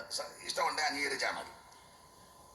അപ്പോൾ ആദിമ നൂറ്റാണ്ടിലെ അപ്പോസ്തലന്മാർ വിശന്നും ദാഹിച്ചും ഉടുപ്പാനില്ലാതെയും കുത്തുകൊണ്ടും സ്ഥിരവാസം കൂടാതെ എന്ന് പറഞ്ഞാൽ സ്വന്തമായിട്ട് വീടും വസ്തുവും പ്രത്യേക സ്ഥലമൊന്നുമില്ലെന്ന്. പിന്നെ അങ്ങനെ അന്ത്യോക്യ സിംഹാസനം വരുന്നേ? കയറി കിടക്കാൻ കിടപ്പാടം പോലുമില്ല ആദിമ നൂറ്റാണ്ടിലെ അപ്പോസ്തലന്മാർക്ക്. അതാണ് അപ്പോസ്തലിക ശുശ്രൂഷയും ആദിമ നൂറ്റാണ്ടിലെ അപ്പോസ്തലന്മാർ. അത് നമ്മുടെ വിഷയത്തിലേക്ക് വരാം. അപ്പോൾ അവര് യാക്കോബായ സഹോദരന്മാര് പറയുന്നത് അന്ത്യോക്യ സിംഹാസനത്തിന്റെ പിന്തുടർച്ചയാകുന്ന യാക്കോബായ സഭ പാരമ്പര്യം കൊണ്ട് ഞങ്ങളാണ് ശരിയായ സഭ എന്ന അവരുടെ വാദം. എന്നെ അവര് കണ്ണിച്ചുകൊണ്ടാണ് നമ്മുടെ കേരളത്തിൽ മാർത്തോമാ സഹോദരങ്ങള് ഈ ദേശത്ത് അധികമില്ലെങ്കിലും തിരുവല്ല ആദിയായ സ്ഥലങ്ങളിൽ മാർത്തോമക്കാര് സ്ട്രോങ്ങാ. അവര് പറയുന്നത് ശരിയായ സഭ മാർത്തോമാ സഭയാണ് എന്ന് പറഞ്ഞാൽ യാക്കോബായി ഉണർവുണ്ടായി വന്നതാ. എന്നിരുന്നാൽ AD 52 തോമാസ് ലീഗ ഇന്ത്യയിൽ കേരളത്തിൽ വന്നത് 4 ബ്രാഹ്മണ കുടുംബത്തെ മുഖ്യെന്ന അവരുടെ വാദം. കള്ളി, കാളികാവ്, ശങ്കരപുരി, പകലോമറ്റം. അപ്പോൾ അങ്ങനെ പാരമ്പര്യമൊക്കെ അവര് കൊണ്ടുവരുന്നുണ്ട്. അങ്ങനെ അതിന്റെ പിന്തുടർച്ച മാർത്തോമാ സഭ. യാക്കോബായിരുന്നു ഉണർവുണ്ടായി. എബ്രഹാം മൽപ്പാൻ, കോനാട്ട് മൽപ്പാൻ, പാലാക്കുന്നത്ത് അദ്ദേഹത്തിന്റെ കാലത്ത് ചില സഹോദരന്മാർക്കും അദ്ദേഹത്തിനൊക്കെ ഉണർവുണ്ടായി. അദ്ദേഹത്താൽ സ്ഥാപിതമായ ഉണർവുണ്ടായ സഭയാണ് മാർത്തോമാ സഭ. തിരുവല്ല ആസ്ഥാനമായി മലയാളികൾ ലോകത്തിന്റെ എവിടെല്ലാം ഉണ്ട് അവിടെയെല്ലാം ഈ സഭകളുമുണ്ട്. അപ്പോൾ അവർ പറയുന്നത് ശരിയായ സഭ മാർത്തോമാ സഭയാണ്. അതിനവർ ധാരാളം തെളിവുകളൊക്കെ തരുന്നുണ്ട്. അപ്പോൾ അവരുടെ വാദം ഈ തോമസിന്റെ പിന്തുണച്ചക്കാരാ ഞങ്ങളാണ് ശരിയായ സഭ മാർത്തോമാ സഭ. അപ്പൊ അവര് കണ്ണിച്ചുകൊണ്ട് വേറൊരു ഗ്രൂപ്പുണ്ട് കേരളത്തിൽ, CMS. പഴയ ഇപ്പൊ CSI എന്നൊക്കെ ഇട്ടേക്കുന്ന, പണ്ട് CMS. ഞാൻ CMS എന്നേ പറയുള്ളൂ, കാരണം കോളേജ് ഇപ്പോഴും അങ്ങനെ തന്നെ അറിയപ്പെടുന്നത്. ഏതാ? CSI കോളേജ് എന്നാരും പറയാറില്ല, CMS കോളേജ് എന്നാ. അപ്പൊ പിന്നെ അങ്ങനെ തന്നെ അങ്ങോട്ട് പോവാം. അപ്പോൾ അവർ പറയുന്നത് ശരിയായ സഭ CMS ആംഗ്ലിക്കൻ. വിദേശ മിഷണറിമാര് കേരളത്തിൽ വന്ന് അധകൃതരാകുന്ന ആൾക്കാരുടെ ഉന്നമനത്തിന് അഹോരാത്രം പാടുപെട്ട് കഷ്ടപ്പെട്ട് ഉടലെടുത്ത സഭയാണ് CMS സഭ. അപ്പോൾ അത് സാധുക്കളാകുന്ന ആൾക്കാരെ ചേർത്തുകൊണ്ട് വിദ്യ അഭ്യസിക്കുവാൻ കഴിവില്ലാതിരുന്ന ആൾക്കാർക്ക് വിദ്യ അഭ്യസിക്കുവാൻ പള്ളിയോട് ചേർന്ന് പള്ളിക്കൂടം പണിത് അക്ഷരാഭ്യാസം എല്ലാം കൊടുത്ത് അവരെ അവരുടെ ഉന്നമനത്തിനും പുരോഗതിക്കും മെച്ചത്തിനും വേണ്ടി അവരെ രക്ഷയിലേക്ക് നടത്തി. അപ്പോൾ അവർ പറഞ്ഞത് ശരിയായ സഭ CMS സഭയാണ്. അപ്പോൾ അവരെ കണ്ണിച്ചുകൊണ്ട് വേറൊരു ഗ്രൂപ്പുണ്ട് തെക്കൻ തിരുവിതാംകൂറിൽ സ്ട്രോങ് ഇവിടെ ഉണ്ട്. ചില ഇടങ്ങളിൽ സാൽവേഷൻ ആർമി, രക്ഷാസൈന്യം. അവർ പറഞ്ഞത് ശരിയായ സഭ സൈന്യസഭയാണ്, രക്ഷാസൈന്യം, സാൽവേഷൻ ആർമി. വില്യം ബൂത്ത് എന്ന് പറയുന്ന ദൈവദാസനായിരുന്നു അതിന്റെ സ്ഥാപകൻ. അദ്ദേഹം പട്ടാളത്തിലെ ഉയർന്ന ഉദ്യോഗസ്ഥനാണ്. ഒടുവിൽ ദൈവവചനം വായിച്ചപ്പോൾ അഭിഷേകം പ്രാപിക്കുവാൻ ആഗ്രഹം പൂണ്ടു. കിട്ടാതെ വന്നപ്പോൾ കടൽ തീരത്ത് വളരെ ഭാരത്തോടെ നിന്ന് ഒരു പാട്ടുമൊക്കെ പാടി. അപ്പോൾ കടൽ തീരെ ഇങ്ങനെ ഇളകി വന്നു. അത് കണ്ടോണ്ട് പുള്ളി ഒരു പാട്ടൊക്കെ ഇടുന്ന പാട്ടൊക്കെ എനിക്കറിയാം, ഇപ്പൊ പാടുന്നില്ല, കാരണം പാടാൻ പറ്റുന്നൊരു സാഹചര്യം അല്ല ഇവിടെ, അതുകൊണ്ടാണ്. അപ്പൊ അതുകൊണ്ട് അങ്ങനെ സ്ഥാപിച്ച സഭയാണ് സാൽവേഷൻ ആർമി, രക്ഷാസൈന്യം. അവരുടെ ഒരു ചിന്താഗതി തന്നെ സൂപ്പ് സാൽവേഷൻ എന്ന് പറഞ്ഞാൽ അധകൃതരാകുന്ന ആൾക്കാർക്ക് ആദ്യം സോപ്പ് കൊടുക്കണം. കാരണം ചെളി കിടക്കുക, മാടോട് ചേർത്താ മനുഷ്യനെ ഒഴുന്നത്. ഒരു വശത്ത് മാടും അപ്പുറം മനുഷ്യനും കണ്ട ഒഴുക. അപ്പോൾ ആ മാടോട് ചേർത്ത് കൊടുത്ത മനുഷ്യനെ കരയ്ക്കോട്ടിഞ്ഞ് വിളിച്ച് കയറ്റി സോപ്പിട്ടവനെ കുളിപ്പിച്ചു. പട്ടിണിയൊക്കെ ഇട്ടായി ഒഴിയിക്കുന്നത്. ശരിക്കും വ്യാപാടൊന്നും കൊടുക്കില്ല. അപ്പൊ അവന് സോപ്പ് കൊടുത്തവന്റെ ശരീരം ഒന്ന് നന്നാക്കി. എന്നുവെച്ചാൽ സാൽവേഷൻ, രക്ഷയുടെ ദൂത്. യേശുക്രിസ്തു ഏകരക്ഷകൻ, യേശുക്രിസ്തു ലോകരക്ഷകൻ, യേശുക്രിസ്തു നിത്യരക്ഷകൻ. അങ്ങനെ പറഞ്ഞവനെ ബോധവാനാക്കി. ആ ഭാഗമൊന്നും ഇപ്പൊ ഞാൻ വിവരിക്കുന്നില്ല. അപ്പോൾ അവർ പറയുന്നത് ശരിയായ സഭ സാൽവേഷൻ ആർമി, രക്ഷാസൈന്യമാണ്. അത് എല്ലാം പറയാൻ നേരമില്ല. അപ്പൊ ഇവരെയൊക്കെ കണ്ണിച്ചുകൊണ്ടാണ് ഈ ബ്രദറൻ സഭക്കാരെന്ന് പറയുന്നൊരു വിഭാഗമുണ്ട്. ബ്രദറൻ സഭ, സഹോദര സഭ, അതാണ് അവരുടെ ഒരു ചിന്താഗതി, സഹോദര സഭ. അവർക്ക് പ്രത്യേക കേന്ദ്രങ്ങളൊന്നുമില്ല, അവർ കൂടുന്ന എല്ലാവരുടെ കേന്ദ്രമാണ്. അപ്പോൾ അവർ പറയുന്നത് ശരിയായ സഭ ബ്രദർ സഭയാണ്, സഹോദര സഭ. അത് ഈ ഒരു വാക്യം അങ്ങോട്ട് എടുത്താൽ ഈ മുടിനാര് കീറുന്ന പോലെ അവർ കീറും. അത് കീറാൻ പറ്റിയ ആൾക്കാർ അവിടെ ഉണ്ട്, നമുക്ക് അങ്ങനെ ഒക്കുകയല്ല. അവരൊരു വാക്യം എടുത്താൽ അത് കീറാവുന്നതിന്റെ പരമാവധി കീറി ആ ഒരു മുടി 5 ആയിട്ട് കീറി 5 പോയിന്റ് ഉണ്ടാക്കും ആദ്യം. പിന്നെ അതിൽ ഒരു പോയിന്റിന് 3 പോയിന്റായിട്ട് പിന്നെ തിരിച്ച് 3 പോയിന്റിൽ വേറൊരു കൊച്ചു പോയിന്റ് ഉണ്ടാക്കി, കൊച്ചു പോയിന്റ് ഇപ്പോൾ കയറി 8 പോയിന്റ് ഉണ്ടാക്കി. ചുരുക്കി പറഞ്ഞാൽ ഉണ്ടാക്കാത്തതിന്റെ പരമാവധി പോയിന്റ് ഉണ്ടാക്കും. നമുക്കൊക്കത്തില്ല എന്ന് പറഞ്ഞാൽ അതുപോലെ നല്ല വചന തിട്ടമാണ്. ശക്തന്മാരാകുന്ന പ്രഭാഷകരും വേദ പണ്ഡിതന്മാർ ആ ഗ്രൂപ്പിലുണ്ടായിരുന്നു. YSK sir, Simon sir, KG Kuriachan, KG Thomachan, ചെറിയ സാറ്, അതുപോലെ തന്നെ അടുത്ത കാലത്ത് കർത്താവിൽ നിദ്ര പ്രാപിച്ച പ്രസംഗികളുടെ പ്രഭു മലയാളികളുടെ ഇടയിൽ R കൃഷ്ണൻകുട്ടി തിരുവട്ടാർ, അവരൊക്കെ വലിയ അതിഗായകന്മാരാണ്. അപ്പോൾ അവർ പറയുന്നത് ശരിയായ സഭ ബ്രദർ സഭയാണ്. അതിനവർ വചനം ഇങ്ങനെ എടുത്ത് തെളിയിക്കും, നന്നായിട്ട് തെളിയിക്കും. ശരിയ സഭ ബ്രദർ സഭ, സഹോദര സഭ. അപ്പൊ ഇവരെ എല്ലാം കണ്ണിച്ചുകൊണ്ടാ ഇപ്പൊ ഈ പെന്തിക്കോസുകാർ രംഗത്ത് വന്നിരിക്കുന്നത്. അവര് പറഞ്ഞത് ഇതൊന്നും ശരിയായ സഭയല്ല, സാക്ഷാൽ സഭ പെന്തിക്കോസാണ്. അപ്പൊ അതിന് വാക്യങ്ങൾ എടുക്കുന്നത് അപ്പോസ്തല പ്രവർത്തനം 2-ാം അധ്യായം അടിസ്ഥാനമായിട്ട് എടുക്കുന്ന പറഞ്ഞാൽ അന്ന് തുടങ്ങിയ സഭയാണ്. ആദ്യം ഞങ്ങൾ ഒരു 12 പേരായിരുന്നു, പിന്നെ ഒരു 70 പേരായി, പിന്നെ ഒരു 120 പേരൊന്നിച്ചു കൂടി ഒരു ആരാധനയും പ്രാർത്ഥനയും പരിശുദ്ധാത്മാവ് നിറഞ്ഞ അന്യഭാഷ പറഞ്ഞ് സംസാരിച്ചു തുടങ്ങി. ആ ഒറ്റ യോഗത്തിൽ തന്നെ 3000 പേര് സ്നാനപ്പെട്ട് സഭയോട് ചേർന്ന് അങ്ങനെ ദിനം പ്രതി വർദ്ധിച്ചു. അപ്പോൾ സാക്ഷാൽ സഭ പെന്തിക്കോസ് സഭയാണെന്നാണ് പെന്തിക്കോസുകാർ വാദിക്കുന്നത്. ഇനി അറിവില്ലെങ്കിലും അറിയാൻ വേണ്ടി പറയാം, പെന്തിക്കോസുകാരുടെ ഇടയിൽ തന്നെ വേറൊരു പെന്തിക്കോസ് ഉണ്ട്, ദി പെന്തിക്കോസ്, TPM. പണ്ട് അവരുടെ പേര് CPM എന്ന അത് സിലോണിലുണ്ടായതാണ്. അതിന്റെ കാരണം തൃശ്ശൂരുകാരൻ രാമൻകുട്ടി പഠനത്തോടുള്ള ബന്ധത്തിൽ 18 വയസ്സിൽ അവിടെ ഈ സിലോണിൽ പോയി. അപ്പോൾ അദ്ദേഹം രാമൻകുട്ടി എന്നാ പേര്, തൃശ്ശൂരുകാരനാണ്, എങ്ങണ്ടിയൂര്. അപ്പൊ തൃശ്ശൂരുകാരൻ രാമൻകുട്ടി പഠനത്തോടുള്ള ബന്ധത്തിൽ ചെറുപ്രായത്തിൽ ആ ദേശത്ത് ചെന്ന് സിലോണിൽ ചെന്ന് ജോലിയും പഠനമൊക്കെ ആയ സമയത്ത് ഒരു CMSലെ മിഷണറി മുഖാന്തരം സുവിശേഷം കേട്ട് രക്ഷിക്കപ്പെട്ട് പിന്നെ സ്നാനപ്പെട്ട് അഭിഷേകമെല്ലാം പ്രാപിച്ച് അങ്ങനെ അവിടെ തുടങ്ങിയ സഭ അതാ CPM, സിലോൺ പെന്തക്കോസ് മിഷൻ എന്ന. പിന്നെ സിലോണിൽ അടുത്ത കാലത്ത് പ്രശ്നം വന്നപ്പോൾ അവർ നിങ്ങൾ പേരൊന്ന് മാറ്റി TPM ആക്കി. C അങ്ങ് മാറ്റി വെച്ചവിടെ T ആക്കി. പണ്ടത്തെ C ഇപ്പോഴത്തെ T. അതാണ് TPM എന്ന് പറഞ്ഞാൽ ദ പെന്തക്കോസ്റ്റ് മിഷൻ എന്ന് പറഞ്ഞാൽ അവത്തങ്ങൾ പറയുന്നത് ഇതാണ് പെന്തിക്കോസ്. അപ്പൊ അതോ അന്ന് പെന്തിക്കോസ് അല്ല, പിന്നെ ഏതാ ദ പെന്തിക്കോസ് അല്ല. ഇവിടെ മുക്കിനറണോ അന്ന് പെന്തിക്കോസ് അല്ല, പിന്നെ ഇതാണ് പെന്തിക്കോസ്. അന്നേരം SP കോളേജിന്റെ ഇവിടെ ഒരു പെന്തിക്കോസ്, അന്ന് പെന്തിക്കോസ് അല്ല, പിന്നെ ഇതാണ് പെന്തിക്കോസ്. അന്നേരം NSSന്റെ ഓപ്പോസിറ്റ് ഒരു പെന്തിക്കോസ്, അന്ന് പെന്തിക്കോസ് അല്ല, പിന്നെ പെന്തിക്കോസ്. അപ്പൊ അവര് പറയുന്നത് ശരിയായ പെന്തിക്കോസ് പെന്തിക്കോസ് TPM. അപ്പൊ ഞാനതെല്ലാം പിന്നെ ഒത്തിരി സഭകളുണ്ട്. പ്രത്യക്ഷ രക്ഷാ ദൈവസഭ, പൊയ്യയിൽ അപ്പച്ചൻ തുടങ്ങിയതാ പ്രത്യക്ഷ രക്ഷാ ദൈവസഭ. അദ്ദേഹം പണ്ടത്തെ യോഹന്നാൻ ഉപദേശിയ. അപ്പോൾ അദ്ദേഹം പൊയ്യ യോഹന്നാച്ചൻ. അപ്പോൾ അദ്ദേഹം പിന്നെ ശ്രീ കുമാരഗുരുദേവനായി അദ്ദേഹം സ്ഥാപിച്ച സഭയാണ് പ്രത്യക്ഷ രക്ഷാ ദൈവസഭ. അങ്ങനെ ഒത്തിരി സഭകളുണ്ട്. പുളിയർ മഹാസഭ, സാംബവ സഭ, വിശ്വകർമ്മ സഭ, അങ്ങനെ ഒത്തിരി സഭകളെ എല്ലാം വിസ്തരിക്കാൻ നേരമില്ല. അപ്പൊ ഓരോ ഗ്രൂപ്പുകാരും ഓരോ സംഘടനക്കാരും ഓരോ സഭക്കാരും അവർ ഉൾപ്പെട്ട് നിൽക്കുന്ന സംഘടനയാ ശരിയായ സഭയെന്നാ വാദിക്കുന്നത്. എന്നാൽ എന്റെ വിഷയം അതല്ല. വിശുദ്ധ ബൈബിൾ എന്തോ പറയുന്നു, വേദപുസ്തകം എന്തോ പറയുന്ന സഭയെ പറ്റി. ഏതാ സഭ, എന്താ സഭ? നിങ്ങളിൽ പരിചിതരും അറിവുള്ളവർ കാണുമെങ്കിലും ഒറ്റവാക്യം പറയാം. ഏതാ സഭയെന്ന് ചോദിച്ചാൽ നമുക്ക് ചിലർക്കറിയാം. അപ്പോസ്തല പ്രവർത്തകരുടെ പുസ്തകം 2-ാം അധ്യായത്തിന്റെ 47 മുതൽ താഴോട്ട് പഠിക്കുമ്പോൾ ഏതാ സഭയെന്ന് ചോദിച്ചാൽ അവിടെ ഒരു പ്രയോഗം കിടപ്പുണ്ട്. കർത്താവ് രക്ഷിക്കപ്പെടുന്നവരെ വായിച്ചേ, രക്ഷിക്കപ്പെടുന്നവരെ ദിനംപ്രതി സഭയോട് ചേർത്തുകൊണ്ടിരുന്നു. അപ്പോൾ ഏതാ സഭ എന്ന് ചോദിച്ചാൽ രക്ഷിക്കപ്പെടുന്നവരുടെ കൂട്ടം. എന്താ ഈ രക്ഷിക്കപ്പെടുക എന്ന് പറഞ്ഞാൽ? രക്ഷിക്കപ്പെടുക എന്ന് പറഞ്ഞാൽ യേശു ക്രിസ്തുവിനെ രക്ഷിതാവായി സ്വീകരിക്കണം. അതെന്തിനാ യേശു ക്രിസ്തുവിനെ രക്ഷിതാവായി സ്വീകരിക്കുന്നത്? രക്ഷിതാവായി സ്വീകരിക്കുന്നത് എന്തിനാന്ന് ചോദിച്ചാൽ നിത്യശിക്ഷയിൽ നിന്ന് വിടുതൽ പ്രാപിക്കുവാൻ.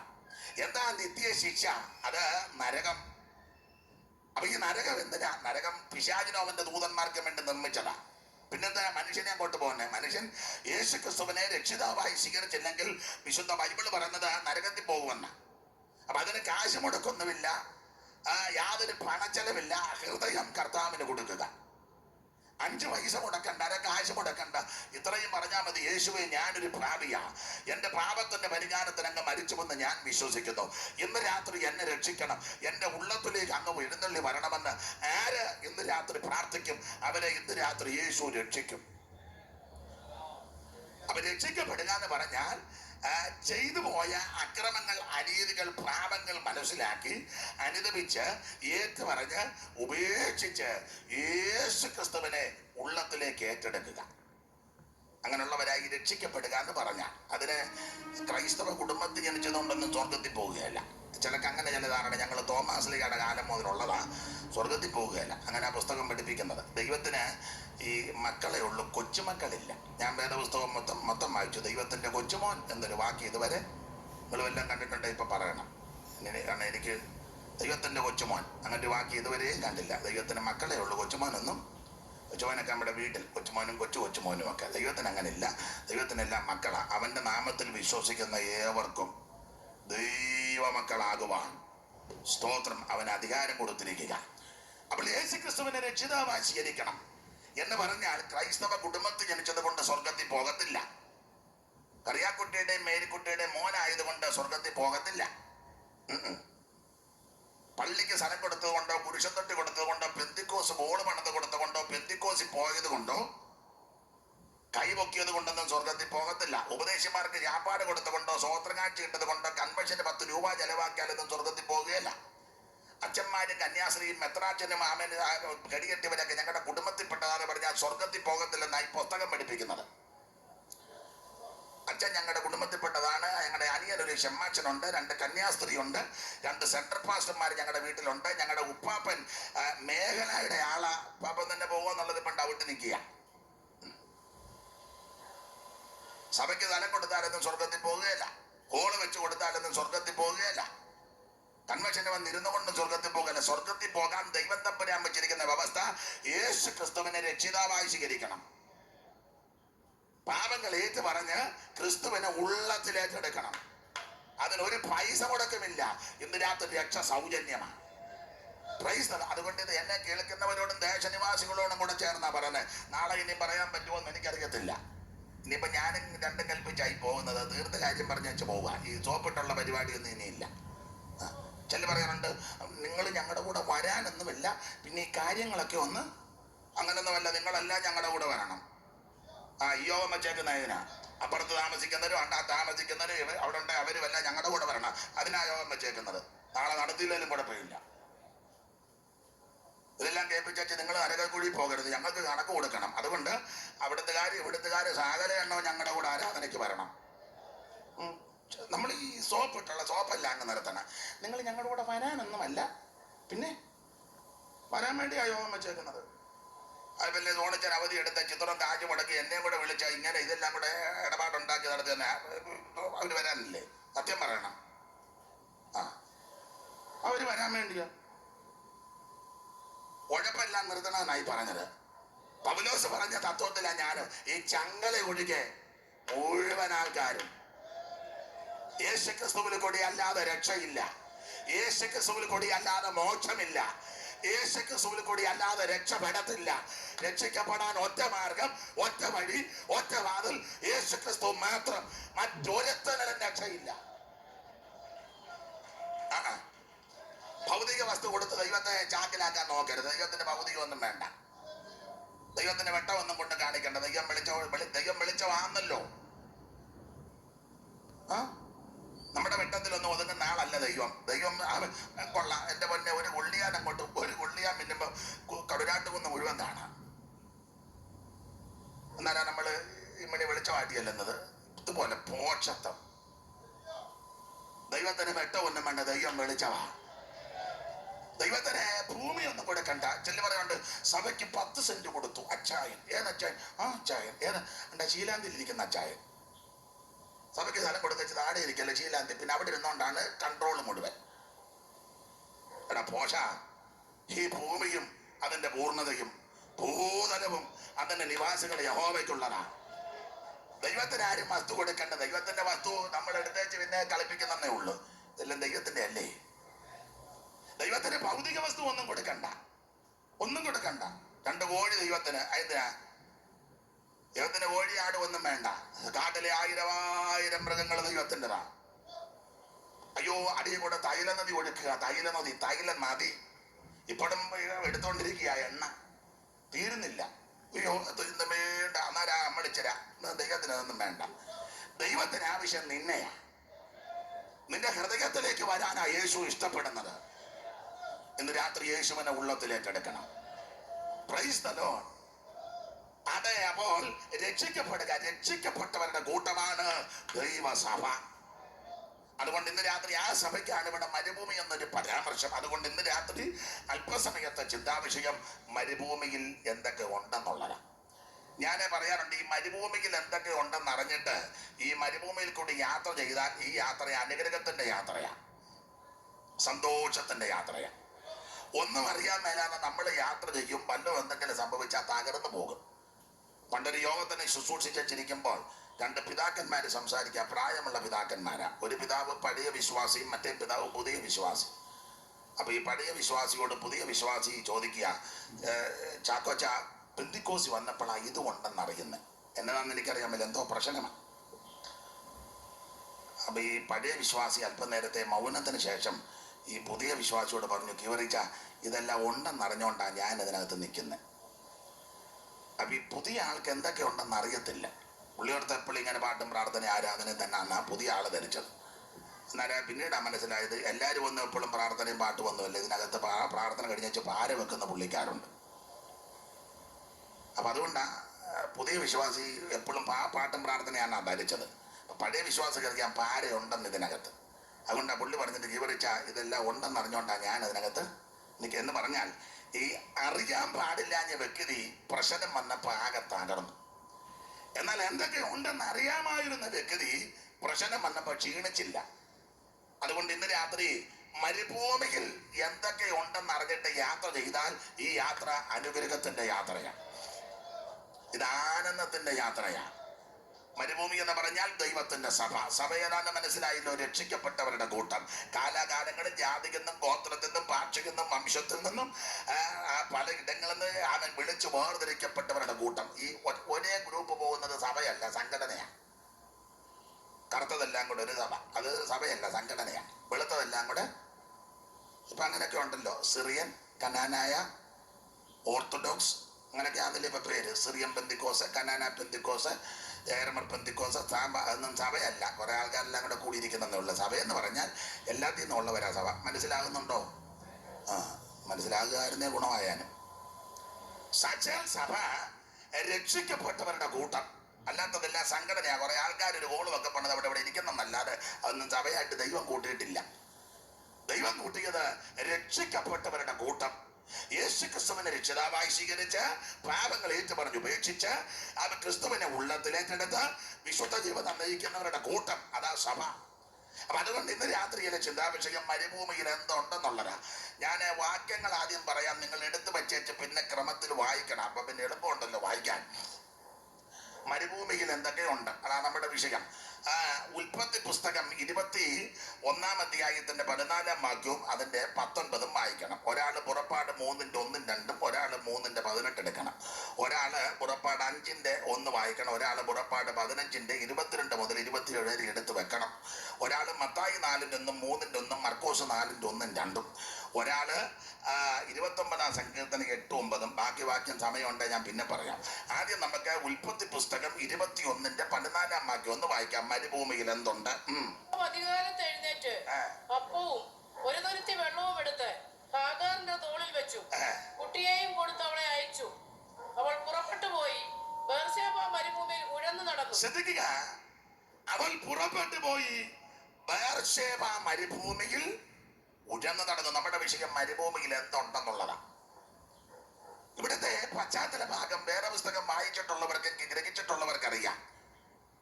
ബേർശേബ മരുഭൂമിയിൽ തന്റെ തലമുറയാകുന്ന ഇശ്മായേലിനെ കൈക്ക് പിടിച്ച് അലഞ്ഞു നടക്കുന്ന ഒരു സഹോദരി. ഈ സാഹചര്യം പഠിച്ചാൽ ഹാഗാർ ഇങ്ങനെ അലഞ്ഞു നടക്കേണ്ടവളല്ല. കാരണം അബ്രഹാമിന്റെ വീട്ടിൽ വളരെ സന്തോഷത്തോടെ ജീവിച്ചവളാ ഹാഗാർ. ഈ ചില സഹോദരിമാരല്ലേ ചെല്ല് പറയാറുണ്ട്, എൻ്റെ പാസ്റ്റർ ഞാൻ ഇങ്ങനൊന്നും ജീവിക്കേണ്ട ആളല്ല. പിന്നെ എങ്ങനെ? ഓ, ഞങ്ങളുടെ ആങ്ങളമാരല്ല, മൂത്താങ്ങളെയും നടുവത്താങ്ങളെയും കൊച്ചാങ്ങളെയും ഞാൻ ഈ വീട്ടിൽ വന്ന് ഞാനിങ്ങനൊന്നും ജീവിക്കേണ്ടതല്ല. അപ്പോൾ നമ്മൾ ചോദിക്കും എങ്ങനെ? പിന്നെ എൻ്റെ മൂത്താങ്ങളയ്ക്ക് ബിസിനസ്, നടുവത്താങ്ങളയ്ക്ക് റിയൽ എസ്റ്റേറ്റ്, കൊച്ചാങ്ങളയ്ക്ക് എല്ലാം ഉണ്ട്. അപ്പം ഞാൻ അങ്ങനെയുള്ള സഹോദരിമാരോട് ദൈവത്തിൻ്റെ വചനപ്രകാരം ദൈവദാസൻ എന്നുള്ള നിലയിൽ പറഞ്ഞു കൊടുക്കാറുണ്ട്, സ്നേഹബുദ്ധിയാണ്. മൂത്താങ്ങളുടെയും നടുവത്താങ്ങളുടെയും കൊച്ചാങ്ങളുടെയും ഒക്കെ കനവും തൂക്കവും വകുപ്പും ഒക്കെ പറയുന്ന കൊള്ളാം, അവിടെ നാത്തൂനുണ്ടെന്നുള്ള കാര്യം മറക്കരുത്. നല്ല പൊരിഞ്ഞ ഒരു നാത്തൂൻ അവിടെ ഉണ്ട്, മനസ്സിലാകുന്നുണ്ടല്ലോ. ആങ്ങളുടെ കനവും തൂക്കമൊക്കെ പറഞ്ഞ് ഭാഗ്യമൊക്കെ തൂക്കി വണ്ടിക്ക് അങ്ങോട്ട് ചെല്ലുമ്പോൾ നാത്തും ഗ്രില്ലെ പിടിച്ചുകൊണ്ട് ചോദിക്കും, തങ്കമ്മ 12-ന്റെ വണ്ടിക്കാണ് പോകുന്നത്, 2-ന്റെ വണ്ടിക്കാണ്, 2-ന്റെ വണ്ടിയാന്ന് അങ്ങ് കുന്നംപുറത്ത് ചെല്ലണം, 12-ന്റെ ആണ് നമ്മുടെ വാതിക്കേന്ന് കിട്ടും എന്ന് പറഞ്ഞാൽ ഉച്ചയൂണ് തരാൻ പോലെ നാത്തൂന് വലിയ താല്പര്യം മനസ്സിലായി കാണുമല്ലോ. അതുകൊണ്ട് ആങ്ങളുടെ വകുപ്പൊക്കെ പറയുന്ന കൊള്ളാം, അവിടെ നാത്തൂൻ. പണ്ടൊരാൾ പറഞ്ഞ പോലെ ഈ കേരളത്തിലെ ഉണർവുകളിൽ പ്രസിദ്ധമായ ഒരു ഉണർവാണ് പൂവത്തൂർ ഉണർവ്. പാസ്റ്റർ PM ഫിലിപ്പിന്റെ പിതാവ് പൊടിമല മത്തായിച്ചന്റെ കാലത്തുണ്ടായ ഒരു ഉണർവാണ് പൂവത്തൂർ ഉണർവ്. അപ്പം അന്ന് വിശേഷമായ പ്രസംഗത്തിന് വന്നതിൽ ഒരാളാണ് തങ്കയ്യാച്ചൻ, അതായത് PAV സാംസാറിന്റെ പിതാവ് ART അതിശയം തങ്കയ്യാച്ചൻ. അപ്പം അദ്ദേഹത്തിന്റെ കാലത്തൊക്കെ ഉണർവുണ്ടായി. ഉണർവ് ചരിത്രം പഴമക്കാർ പറഞ്ഞുള്ള അറിവാണ്. ഈ ഉണർവ് അങ്ങോട്ടുണ്ടായപ്പോൾ ഓരോരുത്തരും പാപങ്ങൾ ഏറ്റു പറയാൻ തുടങ്ങി. ഇന്നത്തെ രീതിയല്ലല്ലോ, അന്നത്തെ പാപങ്ങൾ പല രീതികളാണ്, അതിലെ ഏറ്റു പറയാൻ തുടങ്ങി ഉണർവുണ്ടായപ്പോൾ. ഒരുത്തൻ പറഞ്ഞ് ഞാൻ തെക്കേത്തുണ്ടിയിലെ ഏത്തക്കൊല മോട്ടിച്ചത് ഞാനാന്ന് എഴുന്ന് പുള്ളി എഴുന്നേറ്റ് എന്ന് പറഞ്ഞു. ഇതൊന്നും ആരും പറഞ്ഞു പറയിപ്പിക്കാതെ തന്നെ പറയാം. അപ്പം വേറെത്താളം പറഞ്ഞു ചക്കാലയിലെ കന്നാലിയെ മോട്ടിച്ചുകൊണ്ട് പോയത് ഞാനാന്ന്, ഓരോരുത്തർ എഴുന്നേറ്റ് പറയാം. അപ്പം വേറൊരുത്തൻ പറഞ്ഞു പരുവപ്പറമ്പിലെ കപ്പ 10 മോട്ടിച്ചത് മൂടോട് പിടിതോണ്ട് പോയത് ഞാനും എൻ്റെ വെമ്പിളയും കൂടെ ആന്നേ രാത്രി എന്നൊക്കെ പറഞ്ഞ് എഴുന്നേറ്റ് അങ്ങ് ഉണർവുണ്ടായപ്പോൾ പാപമേറ്റ് പറയാം, ഉണർവുണ്ടായി. അപ്പം ഉണർവുണ്ടാകാത്ത 1-2 പേര് പുറകിലുണ്ടായിരുന്നു. അതെല്ലാ യോഗത്തിനും എല്ലായിടത്തും കൊണ്ട് ഇവിടെയും കാണും. എത്ര വന്നാലും ഉണർവുണ്ടാകുകയല്ല. അപ്പം അവര് പുറകിൽ 2-3 കക്ഷികളിലിപ്പുണ്ട്. അപ്പൊ ഈ ഓരോരുത്തർ എഴുന്നേറ്റ് ഇങ്ങനെ പാപം ഏറ്റു പറഞ്ഞപ്പം പുറകെ ഇരുന്ന ഒരാൾ എഴുന്നേറ്റ് പറഞ്ഞെന്നാ പറഞ്ഞത്, ഉണർവും കയ്യടിയും പാട്ടും പ്രാർത്ഥനയും കൊള്ളാം, കോയിപ്പുറത്ത് പോലീസ് സ്റ്റേഷൻ ഉണ്ടെന്നുള്ള കാര്യം കൂടെ ഓർത്തോണം. കാരണം തെളിയാതെ കിടക്കുന്ന കേസാണ് ഇപ്പൊ തെളിഞ്ഞുകൊണ്ടിരിക്കുന്നത്. സഹസ്രകോടി പോലീസ് പരിശ്രമിച്ചിട്ട് ഒന്നും തെളിയാത്ത കേസാ ഉണർവ് യോഗത്തിൽ തെളിഞ്ഞത്. നമുക്ക് നമ്മുടെ വിഷയമല്ലെങ്കിൽ ആ പ്രയോഗമാണ്. അതുകൊണ്ട് ആങ്ങളുടെ കനവും തൂക്കവും വകുപ്പും ഒക്കെ പറയുന്ന കൊള്ളാം, നാത്തൂനുണ്ടെന്നുള്ള കാര്യവും കൂടെ അത് പറഞ്ഞാൽ മതി. അതുകൊണ്ട് സഹോദരിമാരോട് പറയാറുണ്ട്, ചെന്ന് കയറുന്ന വീടാണ് നിങ്ങളുടെ വീട്. ചിലപ്പം ഒരു ചെറ്റപ്പുരയിലായിരിക്കും കൊണ്ടുപോകുന്നത്. മതി, നിരാശപ്പെടരുത്. ദൈവത്തിന്റെ പദ്ധതി അതായിരിക്കാം. നീ അവിടെ മുട്ടുമടക്കി പ്രാർത്ഥിക്കണം, ദൈവം നിന്റെ സ്ഥിതിക്ക് മാറ്റം വരുത്തും. അല്ലാതെ കൂടെ ആങ്ങളുടെ വീട്ടിലോട്ട് പോകരുത്. മനസ്സിലായി? എന്നാ മനസ്സിലാക്കാൻ ആ ചെയ്യുന്ന അനുഭവിക്കുന്ന കാര്യം. അപ്പൊ ശ്രദ്ധിക്കുക, ഈ സാഹചര്യം നോക്കിയാൽ ഹാഗാർ ഇങ്ങനെ അലഞ്ഞു നടക്കേണ്ടവളല്ല. അബ്രഹാമിന്റെ വീട്ടിൽ സന്തോഷത്തോടെ ജീവിച്ചു. എന്നാൽ അബ്രഹാം ദൈവത്തിൽ വിശ്വസിച്ചു, നീതിയായി കണക്കിട്ടു. സാറയ്ക്ക് അത്ര വിശ്വാസം വരാഞ്ഞത് കൊണ്ട് സഹിഷ്ണുതയില്ലാതായി പോയി. ഒരു കുട്ടിയെ കിട്ടാനുള്ള ആർത്തി കൊണ്ട് തന്റെ ദാസിയാകുന്ന ഹാഗറിനെ അബ്രഹാമിന്റെ അടുക്കൽ വിട്ടു. തന്നിമിത്തം അബ്രഹാമിന് മിസ്രൈമിയ ദാസിയാകുന്ന ഹാഗറിക്ക് വേണ്ടി ഒരു തലമുറയുണ്ടായി. ഈ തലമുറ ഉണ്ടായി കഴിഞ്ഞപ്പോൾ അബ്രഹാം ആ കാലങ്ങളിൽ എല്ലാവരെക്കാരും ഉപരി ഹാഗാറിനെ സ്നേഹിച്ചെന്ന് വരാം, വിവരിക്കുന്നില്ല. എല്ലാവരുടെയും സ്നേഹപാത്രമായി സ്നേഹഭാജനമായി ഹാഗാർ അവിടെ ജീവിച്ചു. എന്നാൽ ദൈവം തന്റെ വാഗ്ദത്തം സാറയിൽ കൂടെ നിവർത്തിച്ചു. അബ്രഹാമിന് ഇസഹാക്കിനെ ലഭിച്ചു. ഇസഹാക്കിന്റെ മുലകുട്ടി മാറിയപ്പോൾ നാം ഇങ്ങനെ വായിക്കുന്നു, അബ്രഹാമിന് വിരുന്ന് കഴിച്ചു. ആ വിരുന്നിൽ വീട്ടിൽപ്പെട്ടവരെല്ലാം സന്തോഷിച്ചപ്പോൾ പെട്ടെന്ന് സാറ അബ്രഹാമിനെ വിളിച്ചു പറഞ്ഞു, ഇനി ഹാഗറിനെ പൈതനെ ഇവിടെ നിർത്താനൊക്കത്തില്ല, വെളിയിൽ വിടാൻ പറഞ്ഞു. അബ്രഹാം ധർമ്മസങ്കടത്തിലായി. പെട്ടെന്ന് ദൈവത്തിന്റെ അരുളപ്പാടുണ്ടായി. അതിന്റെ വെളിച്ചത്തിൽ അബ്രഹാം അധികാലത്ത് എഴുന്നേറ്റ് ഒരു തുരുത്തി വെള്ളവും അപ്പക്കഷണങ്ങളും എടുത്ത് ഹാഗാറിന്റെ തോളിൽ വെച്ച് കുട്ടിയെ കൊടുത്തവളെ അയച്ചു. അതാണ് നമ്മൾ ഇവിടെ വായിച്ചു കേട്ടത്. അവൾ പുറപ്പെട്ടു പോയി ബേർശേബ മരുഭൂമിയിൽ നമ്മുടെ വിഷയം മരുഭൂമിയിൽ എന്തുണ്ടെന്നുള്ളതാണ്. അപ്പോൾ ബേർശേബ മരുഭൂമിയിൽ തന്റെ തലമുറയാകുന്ന ഇസ്മായിലിന്റെ കൈക്ക് പിടിച്ച് വേദനയോടെ യാത്ര ചെയ്യുന്ന ഒരു സഹോദരി. നേരത്തെ സ്നേഹിച്ചവരെല്ലാം, കരുതിയവരെല്ലാം, മാനിച്ചവരില്ല, ബഹുമാനിച്ചവരില്ല, എല്ലാവരാലും വെറുക്കപ്പെട്ടവൾ ഒറ്റപ്പെട്ട്. ഈ ലോകത്തിന്റെ സ്നേഹത്തിനൊക്കെ പരിമിതിയുണ്ട്. മാതാപിതാക്കളുടെ സ്നേഹത്തിന്റെ പരിധിയുണ്ട്, മക്കളുടെ സ്നേഹത്തിന്റെ പരിധിയുണ്ട്, ഭാര്യ ഭർത്താക്കന്മാർ തമ്മിലുള്ള സ്നേഹത്തിനും ഒക്കെ പരിമിതികളാണ്. അതിനും അളവും വെച്ചായി സ്നേഹിക്കുന്നത്. എന്നാൽ തമ്പുരാന്റെ സ്നേഹത്തിന് യാതൊരു അളവില്ല. അതൊന്നും വർണ്ണിക്കാനും വിവരിപ്പാനും അതിന്റെ കണക്ക് പറയാനും ഒക്കത്തില്ല. നിത്യസ്നേഹമെന്നാ തിരുവചനം പഠിപ്പിക്കുന്നത്. മക്കളുടെ സ്നേഹം കുറയും, മാതാപിതാക്കളുടെ സ്നേഹം കുറയും, ഭാര്യ ഭർത്താക്കന്മാർ തമ്മിലുള്ള സ്നേഹത്തിനും പലയിടത്തും ഭംഗം വരും. എന്നാൽ തമ്പുരാന്റെ സ്നേഹം നരയ്ക്കുമ്പോഴും ചുമക്കുന്ന സ്നേഹമാണ്. അത് നിത്യമായ സ്നേഹമാണ്. ഞാനധികം വിവരിക്കുന്നില്ല. എല്ലാവരും വെറുക്കപ്പെട്ട് ഇവൾ അലയുക. അങ്ങനെ മരുഭൂമിയിൽ കൂടി യാത്ര ചെയ്ത് അപ്രകാരം കൊടുത്ത അപ്പക്കഷണങ്ങൾ തീർന്നു, വെള്ളം തീർന്നു, അപ്പമില്ലാതെ വെള്ളമില്ലാതെ ഭാരപ്പെട്ടു. ഒടുവിൽ തന്റെ പ്രതീക്ഷ കുട്ടി മരിക്കുമെന്ന് തോന്നി.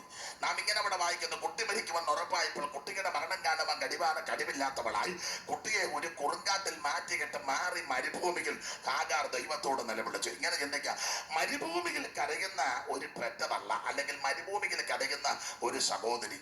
നമുക്ക് ഹാഗറിനോട് ചോദിക്കാം, സഹോദരി, കരയാനുള്ള വിഷയം എന്താ? ആ പ്രിയപ്പെട്ടവള് വേണേ ഇങ്ങനെ പറയും, ഞാൻ ഈ മരുഭൂമിയിൽ നിലവിളിക്കാനുള്ള വിഷയം ഭർത്താവില്ലാത്തതോ ഭവനമില്ലാത്തതോ സമ്പത്തില്ലാത്തതല്ല. എൻ്റെ ഇപ്പോഴത്തെ വിഷയം എൻ്റെ തലമുറകളുടെ വിടുതല. ഇന്ന് രാത്രി ഈ തലമുറയ്ക്ക് വേണ്ടി ഞരങ്ങുന്ന, പ്രാർത്ഥിക്കുന്ന, ഭാരപ്പെടുന്ന ആരെങ്കിലും ഈ പന്തലിലോ വീട്ടിലോ എന്നെ ശ്രദ്ധിക്കുന്നെങ്കിൽ, ദൂരെ ഇരുന്നോ ശ്രദ്ധിക്കുന്നെങ്കിൽ, നിങ്ങളോടുള്ള ദൈവിക സന്ദേശം, ഈ തലമുറയെ ദൈവം തന്നതാണെങ്കിൽ അതിനെ മാനിക്കുവാൻ ദൈവം വിശ്വസ്തൻ. വിശുദ്ധ ബൈബിൾ നമ്മെ പഠിപ്പിക്കുന്നത്, മക്കൾ യഹോവ തരുന്ന അവകാശവും ഉദരബലം ദൈവം തരുന്ന പ്രതിഫലമാണ്. അങ്ങനെയെങ്കിൽ മക്കളെ ദൈവമാണോ തന്നത്? ആ തലമുറകളെ ആദരിക്കുവാൻ, ഉയർത്തുവാൻ, മാനിക്കുവാൻ ദൈവം വിശ്വസ്തൻ. നമ്മുടെ വിഷയം മരുഭൂമിയിൽ എന്തുണ്ടെന്നുള്ളതാണ്. അതുകൊണ്ട് അതിന്റെ 19-ാം വാക്യം വായിക്കാം. മരുഭൂമിയിൽ എന്തുണ്ട്? 19-ാം വാക്യം. ദൈവം അവളുടെ കണ്ണു തുറന്നു. ദൈവം അവളുടെ കണ്ണു തുറന്നു. അവൾ ഒരു നീരുറവ കണ്ട് ചെന്ന് തുരുത്തിയിൽ വെള്ളം നിറച്ച് ബാലനെ കുടിപ്പിച്ചു. ഇന്ന് രാത്രി എന്നെ കേൾക്കുന്ന പ്രിയപ്പെട്ടവരെ, ഒരു കാര്യം പറയട്ടെ. മരുഭൂമിയിൽ എന്തുണ്ട് എന്ന് ചോദിച്ചാൽ ഒറ്റ വാക്കിൽ മറുപടി പറയാ, കരയുന്ന, നിലവിളിക്കുന്ന, പ്രാർത്ഥിക്കുന്ന, ഭാരപ്പെടുന്ന ദൈവകുഞ്ഞുങ്ങളോട് പറയാനുള്ള ഒരു സന്ദേശം. ഒന്ന്, മരുഭൂമിയിൽ സർവശക്തനായ ദൈവത്തിന്റെ കരുതലുണ്ട്. ഈ മരുഭൂമിയിലെ ആരാധനയ്ക്ക് സമുദായങ്ങളും സംഘടനകളും ആചാരങ്ങളും അനുഷ്ഠാനങ്ങളും കീഴ്വഴക്കങ്ങളും മാമൂലും പിന്തുടർച്ചകളും വിട്ട് സത്യദൈവത്തെ സേവിക്കുവാൻ, ഭജിക്കുവാൻ, ആരാധിക്കുവാൻ വേർപെട്ട് ഒറ്റയ്ക്കോ കൂട്ടമായിട്ടോ കുടുംബമായിട്ടോ ഇറങ്ങിത്തിരിച്ചെങ്കിൽ പതറിപ്പോകരുത്. ഈ മരുഭൂമിയിൽ ദൈവത്തിന്റെ കരുതലുണ്ട്. നിനക്ക് വേണ്ടി കരുതുവാൻ, നിന്റെ കുടുംബത്തിന് വേണ്ടി കരുതുവാൻ, തലമുറയ്ക്ക് വേണ്ടി കരുതുവാൻ, നിന്റെ ഭാവിക്ക് വേണ്ടി കരുതുവാൻ സർവശക്തനായ ദൈവത്തിന്റെ കരുതലുണ്ട്. സകലതും കരുതി ഒരുക്കി വെച്ചാ ദൈവം നമ്മെ വിളിച്ചിറക്കിയത്. നിങ്ങൾ തിരുവചനം പഠിച്ചാൽ 5 ദിവസം കൊണ്ട് പൂജന കേചന വസ്തുക്കളെ മുഴുവൻ ദൈവം സൃഷ്ടിച്ചു. 5 ദിവസം കൊണ്ട് ഈ കാണുന്ന സകല ജരാചരങ്ങളെയും ദൈവം സൃഷ്ടിച്ചു 5 ദിവസം കൊണ്ട്. 6-ാം ദിവസം ദൈവം മനുഷ്യനെ സൃഷ്ടിച്ചു, തന്റെ സാദൃശ്യത്തിലും സ്വരൂപത്തിലും. എന്നുകൊണ്ട് ആ മനുഷ്യനോട് ദൈവം 4 കാര്യങ്ങൾ ആദമിനും ഹവ്വയ്ക്കും കൊടുത്തെന്ന. 1, തോട്ടം കാക്കണം. 2, തോട്ടത്തിൽ വേല ചെയ്യണം. 3, സർവ്വത്തെ അടക്കി ഭരിക്കണം. 4, സന്താന സമ്പുഷ്ടിയുള്ളവരായി പെരുകണം. ഇതാണ് ദൈവം കൊടുത്ത കൽപ്പന. അപ്പോൾ ആ ഭാഗമെല്ലാം കൂടെ ചേർത്ത് പിടിച്ചാൽ 5 ദിവസം കൊണ്ട് സകല പൂജന കേചന വസ്തുക്കളെ ദൈവം സൃഷ്ടിച്ചു. 6-ാം ദിവസം ദൈവം മനുഷ്യനെ സൃഷ്ടിച്ചു. എന്നിട്ട് അവനോട് പറയാ, ഈ സൃഷ്ടിച്ചതെല്ലാം നിനക്കുള്ളതാ എന്ന് പറഞ്ഞാൽ യവനുള്ളതെല്ലാം ആദ്യം കരുതി ഒരുക്കി വെച്ചാ അവനെ സൃഷ്ടിച്ചത്. എന്നെ കേൾക്കുന്ന പ്രിയരെ, നമുക്ക് വേണ്ടതെല്ലാം കരുതി ഒരുക്കി വെച്ചാ ദൈവം നമ്മെ വിളിച്ചിറക്കിയത്. അതുകൊണ്ട് ഇന്ന് രാത്രി ആരും നിരാശപ്പെട്ടു പോകരുത്. നമ്മൾ ചിലരോടൊക്കെ സുവിശേഷമൊക്കെ പറയുമ്പോൾ ചൊല്ലി ചോദിക്കാനുണ്ട് പല ചോദ്യങ്ങളാണ്. പണ്ടൊരപ്പച്ചനോട് സുവിശേഷമൊക്കെ പറഞ്ഞ അപ്പച്ചൻ കേട്ട്, കുഞ്ഞാ സത്യമായി ഇതെല്ലാം ശരിയാ, സെമിത്തേരി ഉണ്ടോ? ഞാൻ ചോദിച്ചു, ചാകാൻ വരുവാന്ന്. ചേട്ടാ, ജീവിച്ചിരിക്കുന്നത് പോലും ചില മക്കൾക്കും മരുമക്കൾക്കും തൃപ്തിയല്ല. പിന്നെ ആ ജാഗമം വെച്ചുകൊണ്ടിരിക്കുന്നത് അന്നേരം അടക്കുക. നമ്മൾ ഈ ഉപദേശിമാരും അച്ഛന്മാരും ഒക്കെ ചില വീടുകളിൽ ചെല്ലുമ്പോഴേ മരുമക്കളും ചില മക്കളും ഒക്കെ പറയാറുണ്ട്, പാസ്റ്ററെ അപ്പച്ചന് വേണ്ടി പ്രാർത്ഥിക്കണം, അധികം കഷ്ടപ്പെടാതെ. അപ്പം നമ്മളവർക്ക് അപ്പൻ അത്യാസന നിലയാണ്. നമ്മൾ ഈ അപ്പച്ചൻ ചന്ത വരെ പോയി മീൻ മേടിക്കാൻ. എങ്ങനെ പോയി? നടന്നാ പോയത്. അപ്പൊ അപ്പനൊരു കുഴപ്പവും ഇല്ല. എന്നാലും മരുമകളുടെ ആശ കേട്ടോ, അപ്പച്ചന് വേണ്ടി പ്രാർത്ഥിക്കണം. അധികം അയാൾ ഇപ്പോക്ക് പോയാണ് ഒരു 20 കൊല്ലം കൂടി ഇരിക്കും. എന്നാൽ അത് അത്രയും വലിയ താല്പര്യം മരുമക്ക് ഇല്ല. അവ അധികം കഷ്ടം. അമ്മച്ചിയുടെ കാര്യം അങ്ങനെ തന്നെ. ഞങ്ങളുടെ അമ്മച്ചിക്ക് വേണ്ടി പ്രാർത്ഥിക്കണം. അമ്മച്ചി എന്ത്, അമ്മച്ചിയുടെ പ്രൈവറ്റ് ബസ്സിൽ കയറി പോകുന്നു. അമ്മച്ചി അധികം കഷ്ടപ്പെടാന് എന്താ, ഇതാ ലോകത്തിന്റെ ഗതി, ഇതാ ദൈവത്തിന്റെ മഹത്വം. അപ്പൊ ചുരുക്കി പറഞ്ഞാൽ ചാകുന്ന അടക്കുന്ന വിഷയത്തിൽ ആരും പതറണ്ട. ഞാനൊരു കാര്യം നിങ്ങൾ യോജിച്ചാൽ, ഈ പെന്തിക്കോസുകാരോട് എനിക്ക് ചില കാര്യത്തിൽ വിയോജിപ്പുണ്ട്. ഞാൻ ചോദിക്കുന്നത്, ഒരുവൻ രക്ഷിക്കപ്പെട്ടു, ദൈവകൃപ വന്നു, അവൻ മരിച്ചു, സെമിത്തേരി ഇല്ല, മിറ്റത്തടക്കണം, സ്വർഗത്തിൽ പോവുകയല്ലേ? കല്ലറ തന്നെ അടക്കണമെന്ന് ഞാൻ നിർബന്ധം. കല്ലറ അടക്കുന്ന പറഞ്ഞാൽ നീ ഇതുവരെ വള്ളി വിട്ടിട്ടില്ല, ഇപ്പോഴും നീ വള്ളി തന്നെ. വേണേ ദോത്രം പറ, നീ ഇതുവരെ ഗുണമായില്ലെന്ന്. പിന്നെ ബ്ലേഡ് കുറെ ഉണ്ടായിരുന്നുകൊണ്ട് മീശ അങ്ങ് പഠിച്ചു, കാരണം ഫ്രീ ആയിട്ട് കിട്ടിയതല്ലയോ. ഇപ്പൊ നിങ്ങൾ എന്തിക്കാ ഇതെല്ലാം കൺവേർഷൻ എന്തിനാ? നാട്ടുകാരോടെ കേട്ടോട്ടെ, ഒന്നുമില്ല, ഇനി അവര് ചോദിക്കുമല്ലോ, ആ ഉപദേശം അങ്ങനല്ലേ അന്ന് പറഞ്ഞെന്ന്. ആ കേക്കട്ടെ. രക്ഷിക്കപ്പെട്ട് ജലത്തിൽ കർത്താവിനെ സാക്ഷിച്ച് പരിശുദ്ധാത്മ നിറവിനെ പ്രാപിച്ച് തിരുമേശയിൽ പങ്കുകൊണ്ട് വിശുദ്ധ ജീവിതം നയിക്കുന്ന ഒരു ദൈവ പൈതൽ മരിച്ച് എവിടെ അടക്കിയാലും അവൻ ഉയർത്തു വരും. ആ തണ്ടയിടത്തോടെ വേണം ദൈവത്തെ സേവിക്കാൻ. എടാ, കുണം പിടിക്കാത്തവനെ കുമ്പണ്ണാണ്ട് അടയ്ക്കാൽ തന്നെ, അല്ലെ പുനലൂര് കൊണ്ടടയ്ക്കാൽ തന്നെ. മുളക്കൊടെ സിയോങ്കുന്നിലടക്ക ഓടാവൻ ഗുണം വന്നില്ല. അവൻ ഉയർത്തെഴുന്നേൽക്കും വരുമ്പോഴല്ല, വേറൊരു ഉയർപ്പുണ്ട്. മരിച്ചവർ വരവിന് കുഞ്ഞുഞ്ഞു കയറി വരും. ഗുണമായ പെന്തിക്കോസിന്റെ ആരംഭ ചരിത്രമൊക്കെ നിങ്ങൾ പഠിക്കേ. എനിക്കൊന്ന് വേച്ചൻ ഭാഷയ്ക്ക് അറിയാം. തീരദേശത്ത് ഒരു ബാബുട്ടിച്ചാൻ ഉണ്ടായിരുന്നില്ലയോ? സ്തോത്രം. ഇളകുന്നപ്പടിയൊക്കെ പറവങ്ങാണ്ട ഇല്ലയോ? പറവൂര്. അദ്ദേഹത്തിന്റെ ഭാര്യ മരിച്ചു, നാട്ടുകാരടക്കുകയല്ല, പെന്തിക്കോസിൽ പോയത് കൊണ്ട്. കത്തോലിക്ക സഹോദരങ്ങളാ, അവർക്ക് ഈ സത്യം വെളിപ്പെടുത്തുന്നില്ല, അതുകൊണ്ടാ ഭയങ്കര പ്രശ്നം. അദ്ദേഹം ഈ വിശ്വാസ മാർഗത്തിൽ നിന്ന് പുറകോട്ട് പോയില്ല. അദ്ദേഹം സ്വന്തം ഭാര്യയുടെ ഡബ്ലോട് തന്നെ തോണലിട്ട് കടൽ തീരത്ത് പോയി തന്നെ കുഴിയെടുത്ത് അവിടെ അടക്കി. ഈ മാർഗത്തിൽ നിന്ന് മാറിയില്ല. അതുകൊണ്ട് എന്തോ സംഭവിച്ചു, താൻ മുഖാന്തരം അനേകരെ സത്യദൈവത്തെ സേവിച്ചു. അതുകൊണ്ട് ഇന്ന് രാത്രി അടയ്ക്കുന്ന വിഷയം ഓർത്ത് ഭാരപ്പെടണ്ട. നീ ഗുണപ്പെട്ടതാണോ, എവിടെ അടക്കിയാലും കാകളം ധനിക്കുമ്പം നീ ഉയർത്തു വരും. ഈ ഗുണം വരാത്തവനാ ചെമിത്തേരി തപ്പി നടക്കുന്നത്. ആണെന്ന് അവനിത് ഗുണമൊന്നും വന്നവനല്ല. അവന്റെ അകത്തിപ്പോഴും ചെമിത്തേരിയാ. അത്രയും പറഞ്ഞ് ഞാൻ അങ്ങ് വിടുക ആ പാകം. അവൻ കർത്താവ് നിനക്ക് വേണ്ടി കരുതി വെച്ചിട്ടുണ്ട്. എന്റെ അമ്മ അടുത്ത കാലത്താണ് മരിച്ചത്. എല്ലാരും പറഞ്ഞ് ഇത് പൊക്കിക്കൊണ്ട് പോകരുത് വരുന്നത്. ഞാൻ പറഞ്ഞ് അങ്ങോട്ട് കൊണ്ടില്ല, ഗുണമുള്ള അമ്മ എന്നെ ഉയർത്ത് വന്നോളൂ. അണ്ട് അങ്ങോട്ട് കുഴി വെട്ടാൻ പറഞ്ഞു. വീടിനോട് ചേർന്ന് അവിടോട്ട് കുഴി വെട്ടാൻ പറഞ്ഞു. അപ്പൊ ഞാൻ ഒരുത്തരം മൂപ്പിച്ചോണ്ട് വരികയല്ലോ. എന്നെ എല്ലാവർക്കും ഒരു അരുതാഴിയ പോലെ. ഇപ്പൊ ഇവിടെ അടക്കം ചെമത്തേരിയില്ല. ഇവിടുത്തെ അമ്മ മരിച്ചു. ഇപ്പോഴൊന്നും മരിക്കുകയല്ലേ, പേടിക്കൊന്നും വേണ്ട കേട്ടോ. മരിക്കുമെന്നുള്ളത് ഉറപ്പാ. ഇപ്പോഴൊന്നും പോകുകയല്ല. അമ്മച്ചി മരിച്ചു, അടക്കാൻ ചെമത്തേരിയില്ല. 3-4 ടൈൽസ് അങ്ങോട്ട് മാറ്റിയിട്ട് ഇവിടെ കുടിവട്ടി അടക്കണം. അമ്മ ഗുണമുള്ള അമ്മയാണ്, കാകളം വരയ്ക്കുമ്പോ വരും. ഗുണം പിടിക്കാത്ത അമ്മയാണ്, മറ്റേ കുഞ്ഞുകുഞ്ഞു വരുന്ന കൂടെ ആ കയറി വരും. പ്രമാണത്തിൽ നിന്ന് മാറരുതെന്നായി പറഞ്ഞത്. നീ പിടിച്ച വിശ്വാസത്തിന് വേണ്ടി ധീരതയോടെ നിൽക്കണം. അന്ത്യകാലം വന്നെടുത്തു, അന്ത്യകാലം വന്ന പെന്തക്കോസ്തീൻ വേലയാണ്. ചന്തമോട് വേല ചെയ്താൽ സ്വന്തം നാട്ടിൽ പോയിടാമേ. ചന്തമോട് വീണ്ടെടുക്കപ്പെട്ട കൂട്ടാമേ, വേഗമുണർന്നു. വീണ്ടെടുക്കപ്പെട്ട കൂട്ടമേ, വേഗമുണർന്നു, രക്ഷകന്റെ വേല ചെയ്യുവേ. ഒന്ന്, മരുഭൂമിയിൽ സർവശക്തനായ ദൈവത്തിന്റെ കരുതലുണ്ട്. നിനക്ക് നിന്റെ തലമുറയ്ക്കും സന്തതിക്കും സന്തതിയുടെ സന്താനങ്ങൾക്ക് വേണ്ടി കരുതി വെക്കുന്ന ഒരു ദൈവമുണ്ട്. സകലതും കരുതി ഒരുക്കി വെച്ചേച്ചാ ദൈവം നമ്മെ വിളിച്ചിറക്കിയത്. നിങ്ങൾ ആ തിരുവചനം പഠിച്ച ഇസ്രായേൽ മക്കള് മരുഭൂമിയിൽ കൂടെ യാത്ര ചെയ്ത് വരിക. ദൈവത്തിന്റെ കരുതല് മോശ ഇവരെ പുറപ്പെടുവിച്ച് കൊണ്ടുവരിക. 30 ലക്ഷം ജനമുണ്ടെന്ന ഒരു കണക്ക്. 30 അല്ലത് കൂടുതലാകാനാ സാധ്യത. കാരണം ഈ 2-3 പിള്ളേരെ വെച്ചായി 30ന്റെ കണക്ക്. ഞാൻ ഇന്നാളും വേദപുസ്തകം വായിച്ചപ്പോൾ ഒരുത്തിന് 70 പിള്ളേര്, ഒറ്റ ഒരുത്തിന് 70. അക്കണക്കൊക്കെ വെച്ച് നോക്കാൻ 1 കോടി അല്ല.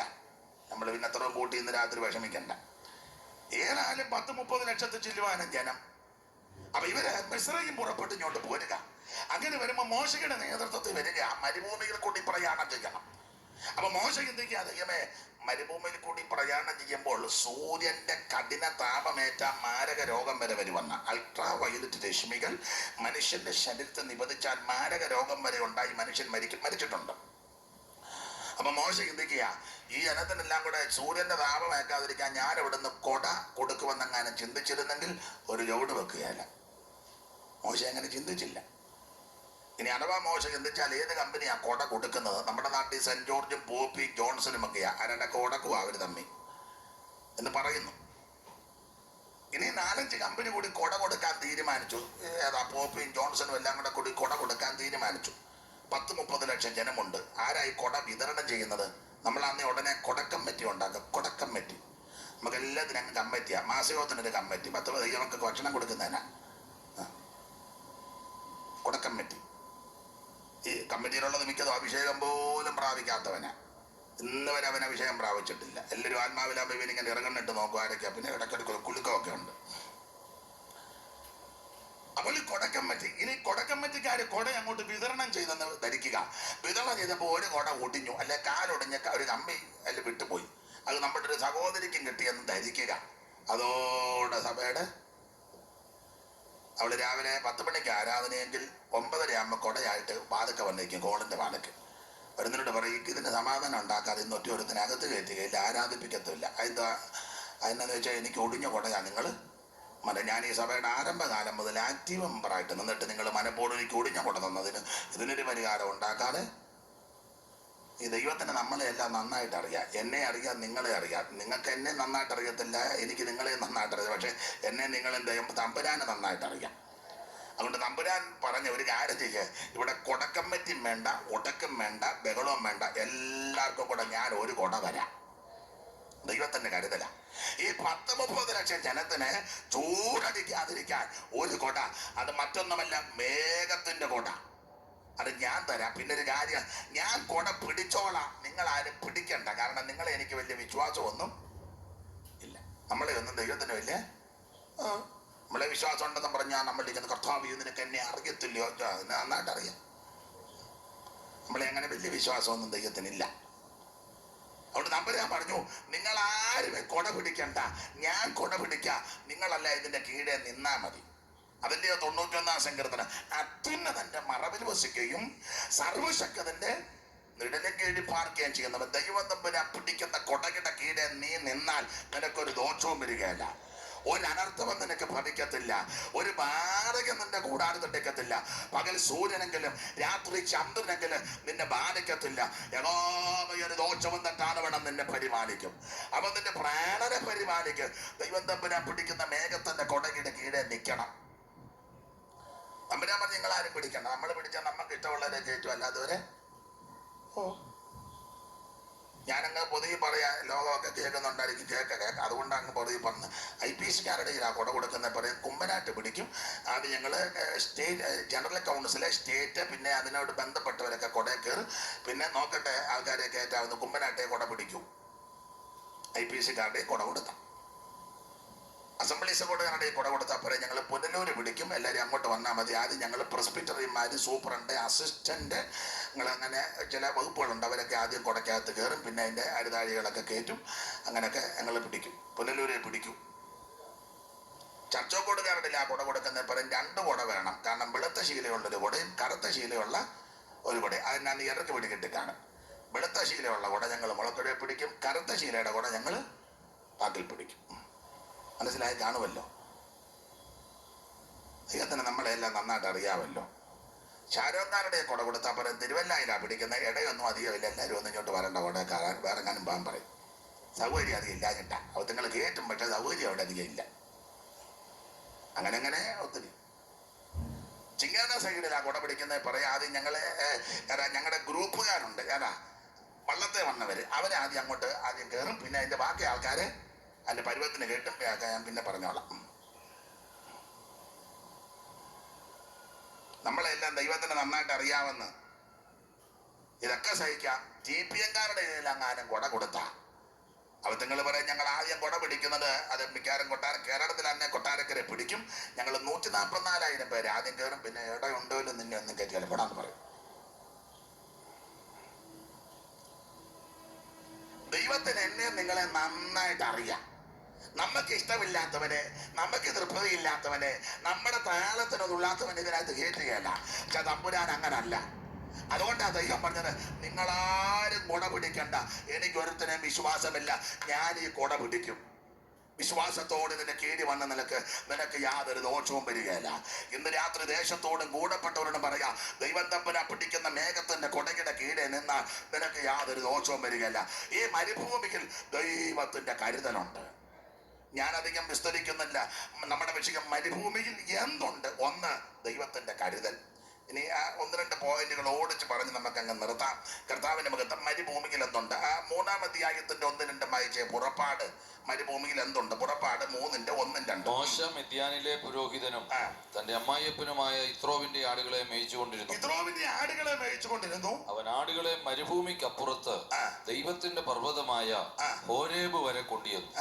അവിടെ യഹോവയുടെ ദൂതൻ ഒരു മുൾപടർപ്പിന്റെ നടുവിൽ അഗ്നിജ്വാലയിൽ അവന് പ്രത്യക്ഷനായി. ഞാൻ വിസ്തരിച്ച് പ്രസംഗിക്കാൻ തുനിയുന്നില്ല, ആ പോയിന്റ് മാത്രം പറയാം. ഒന്ന്, മരുഭൂമിയിൽ സർവശക്തനായ ദൈവത്തിന്റെ കരുതലുണ്ട്. ഈ മരുഭൂമിയിലെ സത്യാരാധനയ്ക്ക് വേണ്ടി സർവ്വതം വിട്ടിറങ്ങി വന്ന ദൈവകുഞ്ഞുങ്ങൾ നിരാശപ്പെടരുത്, ഭാരപ്പെട്ടു പോകരുത്. ഈ മരുഭൂമിയിൽ ദൈവത്തിന്റെ കരുതലുണ്ട്. അതുകൊണ്ട് ആരെങ്കിലും ഈ ആരാധനയ്ക്ക് വരുന്നെങ്കിൽ നിങ്ങൾ നിരാശപ്പെടണ്ട, ചഞ്ചലിക്കണ്ട. നിങ്ങൾക്ക് വേണ്ടി കരുതുന്ന ഒരു നല്ല കർത്താവുണ്ട്. അപ്പൊ ഒന്ന്, മരുഭൂമിയിൽ ദൈവത്തിന്റെ കരുതൽ. ഈ പശ്ചാത്തലം പുറപ്പാട് പുസ്തകം 3-ാം അധ്യായം വായിക്കുമ്പോൾ മോശ മരുഭൂമിയിൽ ഹോറേബിൽ മിദ്യാനിലെ ഇത്രോവിന്റെ ആടുകളെ മേയിച്ച് മരുഭൂമിയിൽ ഹോറേബിൽ ചെന്നപ്പോൾ അവിടെ യഹോവയുടെ ദൂതൻ അവനെ പ്രത്യക്ഷനായി. അങ്ങനെയെങ്കിൽ ഒരു ചിന്ത. 2, മരുഭൂമിയിൽ ദൈവദൂതന്മാരുടെ സംരക്ഷണമുണ്ട്. കർത്താവിനെ ആരാധിക്കുവാൻ സേവിക്കുവാൻ ഇറങ്ങിത്തിരിച്ച ദൈവകുഞ്ഞുങ്ങൾ നിരാശപ്പെട്ടു പോകരുത്, പതറരുത്. ഈ മരുഭൂമി യാത്രയിൽ നമ്മെ സംരക്ഷിക്കുവാൻ, കരുതുവാൻ, താങ്ങുവാൻ, സഹായിപ്പാൻ ശക്തിയും ബലവുമേറിയ ദൈവദൂതന്മാർ നമുക്ക് കരുതലായിട്ടുണ്ട്. കുറഞ്ഞത് ഒരു ദൈവ പൈതലിന്റെ കൂടെ 2 ദൂതന്മാരുണ്ട്. കുറഞ്ഞത്, ഏറ്റവും കുറവ്. ഞാൻ മിക്കടത്തും പറയും, എത്ര ഗുണം പിടിക്കാത്തവന്റെ കൂടെ ആണെങ്കിലും 2 ദൂതന്മാര് ഉണ്ട്. പിന്നെ ആള് ക്ലിയർ ആണെങ്കിൽ ദൂതൻ കൂടും. അങ്ങനെ ആള് ക്ലിയർ ആകും തോറും ദൂതൻ. ഒരിക്കലെ അസിസ്റ്റന്റ് വെളിയിലോട്ട് വന്നേച്ച് അരാം സൈന്യത്തെ കണ്ടേച്ച് അകത്തോട്ട് കയറി സെന്ററിനോട് പറഞ്ഞു ഓടിക്കോളാൻ പറഞ്ഞു പുറകിലത്തെ വാതിലിൽ കൂടെ. അപ്പം സെന്റർ പറഞ്ഞ് എന്തുവാ അരാം സൈന്യം പാളെ പറഞ്ഞ് രക്ഷയില്ല. പറഞ്ഞ് ബൈബിളൊക്കെ കുമ്മനാട്ടം കാണിച്ചെന്ന് മേടിക്കാൻ പുറകെ കൂടെ ഓടാൻ പറഞ്ഞു. പാട്ട് പുസ്തകം അതൊക്കെ അറിയാവുന്ന പാട്ട് പാടാമില്ല, പിന്നെ കേട്ടെങ്ങാനും പാടാന്ന് പറഞ്ഞു. അതിൽ വന്ന് പാളയം പറഞ്ഞെന്ന് പറഞ്ഞു. അന്നത്തെ സെന്റർ നല്ല കൃപയുള്ള സെന്ററാണ്. ഇന്നത്തെ സെന്റർ ആണെന്ന് പറയാം, എന്നാൽ ഓടിക്കോ വേറൊത്തും വേണ്ട, നമുക്ക് അറിയാവുന്ന വാക്യം പറഞ്ഞാൽ മതി. അന്നത്തെ സെന്റർ കൃപയുള്ള സെന്റർ ആയതുകൊണ്ട് മുറ്റത്തോട്ടിറങ്ങി അസിസ്റ്റന്റിനെ മുറ്റത്തോണ്ട് നിർത്തിയത്. സെന്റർ അസിസ്റ്റന്റിന്റെ തലയിലോട്ട് കൈവച്ച് പറഞ്ഞു, കർത്താവേ, ഇവൻ കുറെ നാൾ കൊണ്ട് ഇവിടെ പമ്മിപ്പം നിൽക്കുക, ഇവൻ കാണത്തക്കവണ്ണം ഇവന്റെ കണ്ണ് തുറക്കണം. അയ്യോ, പ്രാർത്ഥിച്ചങ്ങോട്ട് പറഞ്ഞപ്പോ അവന്റെ കണ്ണങ്ങ് ഉറന്നു.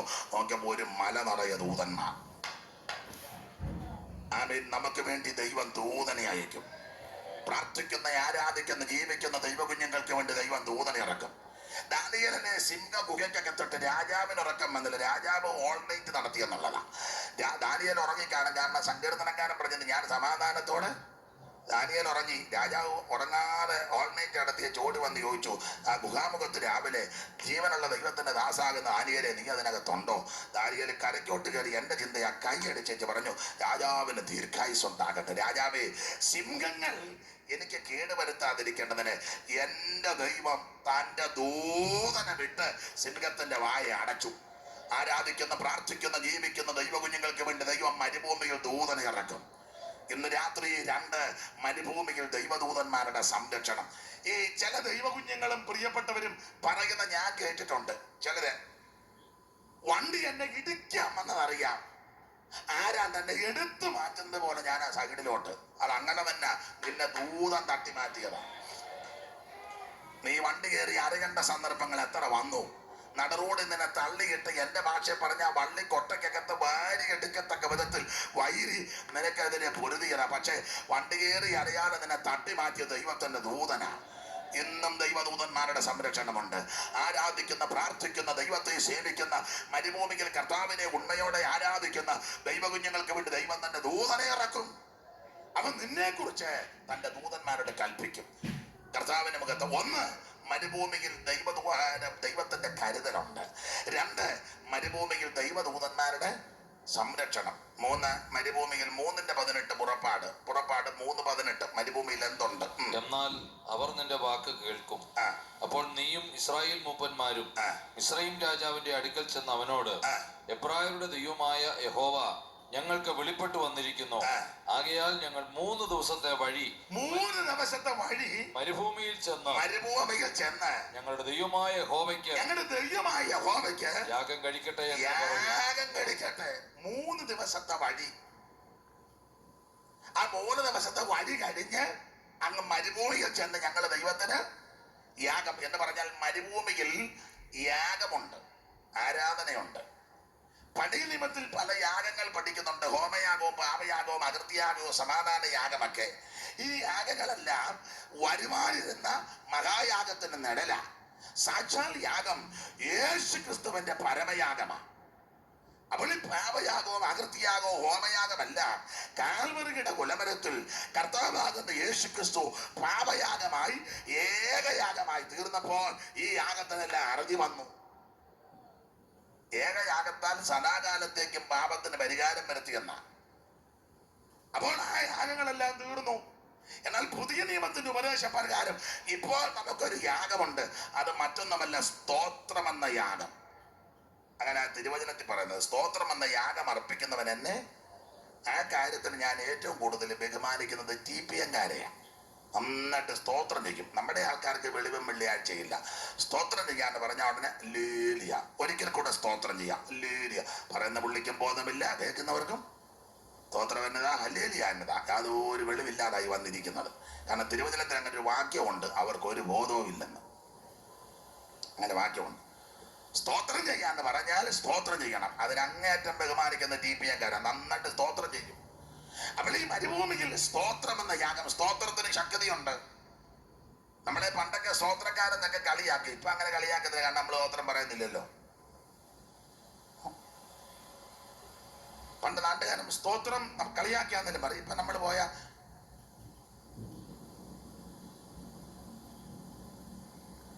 ആരും സ്തോത്രം പോലും പറയുന്നില്ല. പണ്ടൊക്കെ സ്തോത്രം പറയും. ഈ സ്തോത്രം ചെയ്യുന്നതിന് വലിയ ദൈവശക്തിയാ. നിങ്ങളൊന്ന് ടെസ്റ്റ് ചെയ്ത് നോക്കിക്കേ. രാവിലെ എഴുന്നേറ്റ് സ്തോത്രത്തിൽ വ്യാകരിച്ചേ, അറിയാത്ത ദൈവശക്തിയും വിടുതലും വ്യാപരിക്കും. വിഷയങ്ങൾ പറഞ്ഞങ്ങോട്ട് സ്തോത്രം ചെയ്തേ, ഇതിന് ശക്തിയുണ്ട്. അപ്പം ഈ സ്തോത്രം എന്ന യാഗം അർപ്പിക്കണം. എങ്ങനെ? 3 ദിവസം അതിദൂരം ചെല്ലണം. 3 ദിവസം. അത് ഞാൻ ഇങ്ങനെ വ്യാഖ്യാനിക്കുന്ന 3 ദിവസം. ഒന്നാമത്തെ ദിവസം എന്ന് പറഞ്ഞാൽ രക്ഷ. അതാണ് കുഞ്ഞാടൻ ഇറത്ത് ചോരത്തിൽ യാചരിക്കണം. സ്തോത്രം, രക്ഷിക്കപ്പെടണം. വീടൊന്നിന് ഒരാട്ടിൻകുട്ടി. അത് 1 വയസ്സ് പ്രായമുള്ളതും ഊനമില്ലാത്തതും ആണും. ആട്ടിൻകുട്ടി മറ്റാരുമല്ല, കർത്താവാകുന്ന ക്രിസ്തു. പൗലോസ് പറഞ്ഞു, നമ്മുടെ പെസഹ കുഞ്ഞാടും അറുക്കപ്പെട്ടിരിക്കുന്ന ക്രിസ്തു തന്നെ. അപ്പോൾ 1-ാം ദിവസം രക്ഷിക്കപ്പെടുക. അത് അത്യാവശ്യമായി രക്ഷിക്കപ്പെടണം. യേശുവിനെ രക്ഷിതാവായി സ്വീകരിക്കണം. മുമ്പേ ഓർപ്പിച്ചല്ലോ. 2-ാമത്തെ ദിവസം സ്നാനമാണ്. ചെങ്കടൽ കടന്നു. അത് സ്നാനത്തിനൊരു മുൻകുറിയ. സ്നാനപ്പെടണം. ആ സ്നാനം എങ്ങനെയാന്ന് ചോദിച്ചാൽ തളിക്കുകയും കുടയുകയും മെഴുക്കിയെടുക്കുകയല്ല, വെള്ളത്തിൽ മുങ്ങണം. അതാ വേദപുസ്തകത്തിലെ സ്നാനം. വേറെ സ്നാനം ഒന്നും വേദപുസ്തകത്തിൽ പറഞ്ഞിട്ടില്ല. തളിക്കാനും കുടയാനും ഒന്നും പുസ്തകത്തിലില്ല. വേദപുസ്തകത്തിലെ സ്നാനം വെള്ളത്തിൽ മുങ്ങണം. യേശു മാതൃക കാണിച്ചു. അങ്ങനെ മാതൃക, ഏറ്റവും നല്ല മാതൃക ക്രിസ്തുവാണല്ലോ. ആ ക്രിസ്തു കാണിച്ച മാതൃക അവിടെ നടന്ന ഇങ്ങോട്ട് വന്നത്, അല്ലാതെ യേശുവിനെ എടുത്തോണ്ടല്ല പോയത്. ഓ, എവിടെ പോവാൻ? ഇപ്പൊ സ്നാനപ്പെടുത്ത അങ്ങനെയാണോ? പുസ്തകത്തിൽ അങ്ങനൊന്നുമില്ല. യേശു കർത്താവിനെ ആരും എടുത്തോണ്ടല്ല സ്നാനത്തിൽ കൊണ്ടുപോയത്. യേശു നടന്നാ വന്നത്. നിങ്ങളല്ലേ ഇങ്ങനെ അങ്ങോട്ടും ഇങ്ങോട്ടും നോക്കി വെപ്രാളപ്പെടുന്നത്? ഞാനില്ലയോ പറയുന്നത്? ഞാൻ വഴിയൊക്കെ കണ്ടുപിടിച്ചാ ഇങ്ങോട്ട് പോകുന്നത്. പിന്നെ ഓടേണ്ട വഴിയെല്ലാം ഞാനതിനെ 2 വട്ടം അങ്ങോട്ട് കൊണ്ട് പോയി തിട്ടമാക്കി വെച്ചാ. ഒന്നും ഒത്തില്ല, ഞാൻ തോട്ടം കയറും. എന്നാലും കാര്യം പറഞ്ഞേ പോകും. പിന്നെ ശരിയായ സ്നാനം വെള്ളത്തിൽ മുങ്ങണം. നിമജ്ജന സ്നാനമെന്ന സ്നാപക യോഗനാൽ സ്നാനം പ്രതിഗ്രഹിപ്പാൻ, സ്നാപക യോഗനാൽ സ്നാനം പ്രതിഗ്രഹിപ്പാൻ ഗലീല നാട്ടിൽ നിന്നും ദൂരത്തു വന്ന് നാഥൻ നമുക്ക് മാതൃകയാം തന്നെ തുടർന്ന് പോകുക. നമുക്ക് മാതൃകയാം തന്നെ തുടർന്ന് പോകുക. ഭൂമിയിൽ മൂവരല്ലോ സാക്ഷ്യം പറയാതോർത്താൽ, ഭൂമിയിൽ മൂവരല്ലോ സാക്ഷ്യം പറയാതോർത്താൽ, ആത്മാവു വെള്ളമതും പിന്നീട് ശോണിതവും, ആത്മാവു വെള്ളമതും പിന്നീട് ശോണിതവും, ഇവയിൽ വെള്ളമത്രേ സാക്ഷ്യം വഹിപ്പതി സമയേ, ഇവയിൽ വെള്ളമത്രേ സാക്ഷ്യം വഹിപ്പതി സമയേ. അപ്പൊ ശരിയായ സ്നാനം വെള്ളത്തിൽ മുങ്ങിയുള്ള സ്നാനമാണ്. എടുത്തോട്ട് വന്ന് മുക്കാനോ കൊടയാൻ വേദപുസ്തകത്തിൽ ഒരു വാക്യം പോയിട്ട് അരവാക്യമില്ല, അരവാക്യം പോയിട്ട് മുറിവാക്യമില്ല, മുറിവാക്യം പോയിട്ട് ഇതിന് ആശയം വരുന്നൊരു പദമില്ല. ഉണ്ടെങ്കിൽ ഇപ്പോൾ കൊണ്ടുവന്ന് കാണിക്കണം. ഉണ്ടെന്ന് പറഞ്ഞാൽ അതിനെ ഓടിക്കളയരുത്, ഇങ്ങോട്ട് വന്ന ആ വാക്യവും കൂടെ കാണിക്കണം. അങ്ങനെ കാണിക്കുകയാണെങ്കിൽ ഇന്ന് കൊണ്ട് എൻ്റെ പ്രസംഗം നിർത്തുക. ഈ മാർഗത്തിൽ ഞാനില്ല. വേദപുസ്തകം മുഴുവൻ പിടിച്ചാൽ ശരിയായ സ്നാനം വെള്ളത്തിൽ മുങ്ങണം, നിമജ്ജന സ്നാനം. സ്തോത്രം. അതാ ശരിയായ സ്നാനം. യേശു മാതൃക കാണിച്ചു തന്നു. സ്തോത്രം. യേശു അതിന് നല്ല മാതൃകയാണ്. അപ്പൊ ഒന്ന് രക്ഷിക്കപ്പെടുക, രണ്ട് സ്നാനം, മൂന്ന് ആത്മനിറവിലുള്ള ആരാധന. ആ ഭാഗത്തേക്ക് എല്ലാം പോകുന്നില്ല. അപ്പോൾ 3 ദിവസത്തെ വഴി ദൂരം ചെന്ന് ദൈവത്തിന് യാഗം കഴിക്കണം. അത് സ്തോത്രം എന്ന യാഗമാ. ശരിയായ ആരാധന രക്ഷിക്കപ്പെട്ട് സ്നാനപ്പെട്ടുള്ള ആരാധനയാ ശരിയായ ആരാധന. അപ്പൊ ഒന്ന്, മരുഭൂമിയിൽ സർവശക്തനായ ദൈവത്തിന്റെ കരുതലുണ്ട്. 2, മരുഭൂമിയിൽ ദൈവദൂതന്മാരുടെ സംരക്ഷണമുണ്ട്. 3, മരുഭൂമിയിൽ സാക്ഷാൽ സത്യത്തിലും ആത്മാവിലുള്ള ആരാധനയുണ്ട്. 1-2 വാക്യം കൊണ്ട് വായിച്ച് പ്രസംഗം നിർത്താൻ എല്ലാ ഭാഗവും പ്രസംഗിക്കുന്നില്ല. ഇപ്പൊ ആവശ്യമുള്ളത് ഗുണപ്പെടാനാണ് ഇത് മതി. ഇതെല്ലാം ഗുണം കൊണ്ട് പറഞ്ഞു വെച്ച് ഗുണപ്പെടാനാണ് മതിയല്ലോ.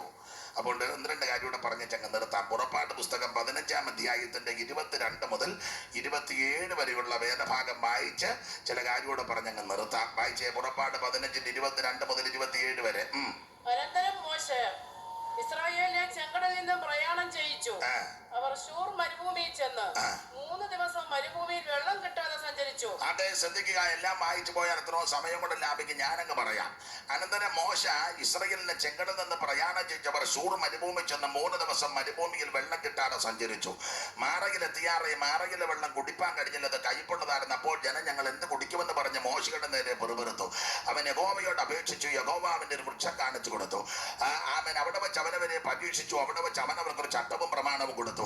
നിന്റെ ദൈവമായ യഹോവയുടെ വാക്ക് നീ ശ്രദ്ധയോടെ കേട്ട് അവന് പ്രസാദമുള്ളത് ചെയ്യുകയും അവന്റെ സകല കൽപ്പനകളും വിധികളും പ്രമാണിക്കുകയും ചെയ്താൽ മിസ്രയീമിൽ നമുക്ക് വരുത്തിയ യാതൊരു വ്യാധിയും ഞാൻ നിനക്ക് വരുത്തുകയില്ല.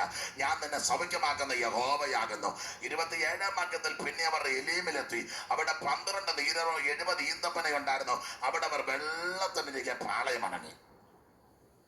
നമ്മുടെ വിഷയം മരുഭൂമിയിൽ എന്തുണ്ടെന്നുള്ളതാ. മരുഭൂമി സഭ എന്തുണ്ട്? 1, ദൈവത്തിന്റെ കരുതൽ. 2, ദൈവദൂതന്മാരുടെ സംരക്ഷണം. 3, സ്തോത്രമെന്ന യാഗം, ആരാധന. 4-ാമത്തെ ഭാഗമായി 15-22 മുതൽ. അവിടെ 22-ാം വാക്യത്തിൽ അനന്തരം മോശെ ഇസ്രായേലിനെ ചെങ്കലിൽ നിന്ന് പ്രയാണം ചെയ്യിച്ച് ശൂർ മരുഭൂമി വന്നെന്ന. അനന്തരം എന്ന പദം വന്നപ്പോൾ ഓർക്കണം, ചെങ്കടൽ കടന്ന അനന്തരം എന്ന് പറഞ്ഞാൽ സ്നാനപ്പെട്ട് കഴിഞ്ഞ്. അപ്പോൾ സ്നാനപ്പെട്ടവർ മരുഭൂമിയിലേക്ക് പ്രയാണം ചെയ്തപ്പോൾ സംഭവിച്ച ഭാഗം അവിടെ കേട്ടത്.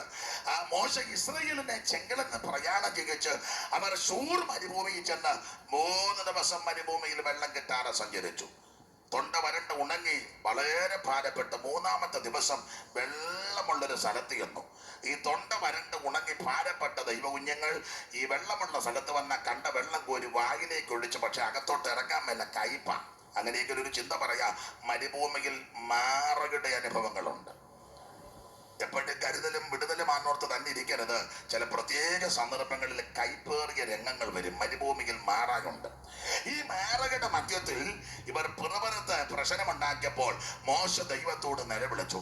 മോശ ദൈവത്തോട് പ്രാർത്ഥിച്ചപ്പോൾ ദൈവം മോശയ്ക്ക് ഒരു വൃക്ഷം കാണിച്ചു കൊടുത്തു. അങ്ങനെ അവിടെ എഴുതിയിരിക്കുന്നത്, ഒരു വൃക്ഷം കാണിച്ചു കൊടുത്തു. ആ വൃക്ഷം മറ്റാരുമല്ല, ഒറ്റ വാക്കിൽ വ്യാഖ്യാനിക്കാം, യേശു ക്രിസ്തുവാകുന്ന വൃക്ഷം. കർത്താവ് ഒരിക്കൽ പറഞ്ഞു, പച്ചമരത്തോട് ഇങ്ങനെ ചെയ്താൽ ഉണങ്ങിയതിനോട് എത്ര അധികം. അപ്പോൾ ഈ വൃക്ഷം മറ്റാരുമല്ല, യേശു ക്രിസ്തുവാകുന്ന വൃക്ഷം. ഈ വൃക്ഷം കാണിച്ചു കൊടുത്തത് വെട്ടി അതിന്റെ കമ്പ് മാറയിലേക്ക് ഇട്ടപ്പോൾ അത് മധുരമുള്ള വെള്ളമായി. എന്ന് പറഞ്ഞാൽ കയ്പിനെ മധുരിപ്പിച്ചു. ഞാൻ പറയാറുണ്ട്, ഏത് വൃക്ഷത്തെയും പച്ചയ്ക്ക് പച്ച വെട്ടിയാൽ അതിനൊരു കറ കാണും. അങ്ങനെയെങ്കിൽ മോശ വൃക്ഷത്തിന്റെ കമ്പ് വെട്ടി മാറയിലേക്ക് എറിഞ്ഞപ്പോൾ വൃക്ഷത്തിന്റെ കറ മാറയിലേക്ക് ലഭിച്ചപ്പോൾ അത് മധുരമുള്ള വെള്ളമായി. അങ്ങനെയെങ്കിൽ പ്രിയരെ, ഇങ്ങനെ വ്യാഖ്യാനിക്കാം. ആമേൻ, സ്തോത്രം. കാൽവറിയുടെ കുലമരത്തിൽ നല്ല വൃക്ഷമാകുന്ന യേശു ക്രിസ്തുവിനെ വെട്ടിയിട്ടു. വെട്ടു തുടങ്ങിയത് ഗതസമനെ വെച്ച് ആദ്യത്തെ വെട്ട്. പ്രാർത്ഥിക്കുന്ന വേളയിൽ രക്തത്തുള്ളിയായിട്ട് വിയർപ്പ് വീണു. ഒടുവിൽ പ്രാണവേദനയിലായി പ്രാർത്ഥിച്ചു. ഒടുവിൽ യൂദയുടെ ഒറ്റിക്കൊടുപ്പിനാൽ വാണും വടിയും തീപട്ടിയും പന്തങ്ങളുമായി അവൻ എല്ലാവരുടെ ചാടി മറിഞ്ഞും ആ തോട്ടത്തിൽ വന്ന് യേശുവിനെ പിടിച്ചു കെട്ടി യൂദ ഒറ്റിക്കൊടുത്തൊരു ഉമ്മ. അത് ആദ്യത്തെ വെട്ട്. ഈ വൃക്ഷത്തിന് കിട്ടിയ ആദ്യത്തെ വെട്ട് അവിടെ ഒരു വെട്ട്. പിന്നെ അന്ന് രാത്രി ഇവർ തട്ടിയും മുട്ടിയും വെട്ടി മഹാപുരോഹിതന്മാർ മാറി മാറി വെട്ടി. അന്നാസം കയ്യപ്പാവും മാറി മാറി ഈ വൃക്ഷത്തെ വെട്ടി. അവൻ സ്തോത്രം വെട്ടുകൊണ്ട് നിൽക്കുക. തന്നെ ശകാരിച്ചിട്ട് പകരം ശകാരിച്ചില്ല. കഷ്ടം അനുഭവിച്ചിട്ട് ഭീഷണം പറഞ്ഞില്ല. പീലാത്തോസ് വെട്ടി, ആ വെട്ട് വീറ്റു. ഹെരോദാവ് കാത്തിരിക്കുകയാണ്, അവനും വെട്ടി. ആ വെട്ടും ഈ വൃക്ഷത്തിൽ കൊണ്ടു. പിന്നെ വന്നവനെല്ലാം കേറി വെട്ടി. കരുണയില്ലാത്ത കഠോര ഹൃദയന്മാരാകുന്ന റോമൻ പടയാളികൾ, ദാക്ഷിണ്യമില്ലാത്തവർ, ഈയക്കട്ടയും ഉൾക്കൊളുത്തും ചൂണ്ടലും കൂടെ കൂട്ടിക്കെട്ടിയ ചാട്ടമാറുകൊണ്ട് വെട്ടി. മുതക ഉഴവയാല് പോലെ നീളത്തെ കീറി. കണ്ണ് മൂടിക്കെട്ടി കണ്ണ് തടിച്ചു വെട്ടി. മുഖത്ത് രോമമെല്ലാം പിടിതെടുത്ത് അങ്ങനെ വെട്ടുകൊള്ളുകയാ. എന്തിനേറെ ഞാൻ വിസ്തരിക്കുന്നില്ല. അങ്ങനെ വെട്ടിയും തട്ടിയും മുട്ടിയും വെട്ടി പീലാത്തോസിനെ കൽത്തറ മുതൽ പിന്നെ വെട്ടുകൊള്ളപ്പെട്ടവനായി അവൻ പച്ചപ്പൈമരെ കുരിശെടുത്ത് വീണും വേച്ചും മറച്ചും കാൽവറകിന്റെ കൊലമരത്തിൽ 2 ദുഷ്പ്രവർത്തിക്കാണ് നടുവിൽ വീണ്ടും 3 ആണി കൊണ്ടൊരു വെട്ട്. അവൻ 3 ആണികളിൽ തൂക്കപ്പെട്ട് കിടക്കുന്ന ക്രിസ്തു. അങ്ങനെ കാൽവറകിന്റെ കൊലമരത്തിൽ നല്ല വൃക്ഷമാകുന്ന ക്രിസ്തുവിനെ വെട്ടിയിട്ടപ്പോൾ യേശു ക്രിസ്തുവിന്റെ തായ്തടിയാകുന്ന ശരീരത്തിൽ നിന്ന് ഒലിച്ചിറങ്ങിയ കറയാകുന്ന രക്തം നിന്റെ പ്രശ്നമാകുന്ന മാറയിലേക്ക് ലഭിച്ചപ്പോ ഇത് മധുരമുള്ളതായി. Praise the Lord. Hallelujah. Hallelujah. ഉടവജാല് പോലെ നീളത്തെ കീറി രക്തം ധാരധാരയായിട്ടൊഴുകി. എന്തിന്? മനുകുലത്തിന്റെ പാപത്തിന്റെ പരിഹാരത്തിന്.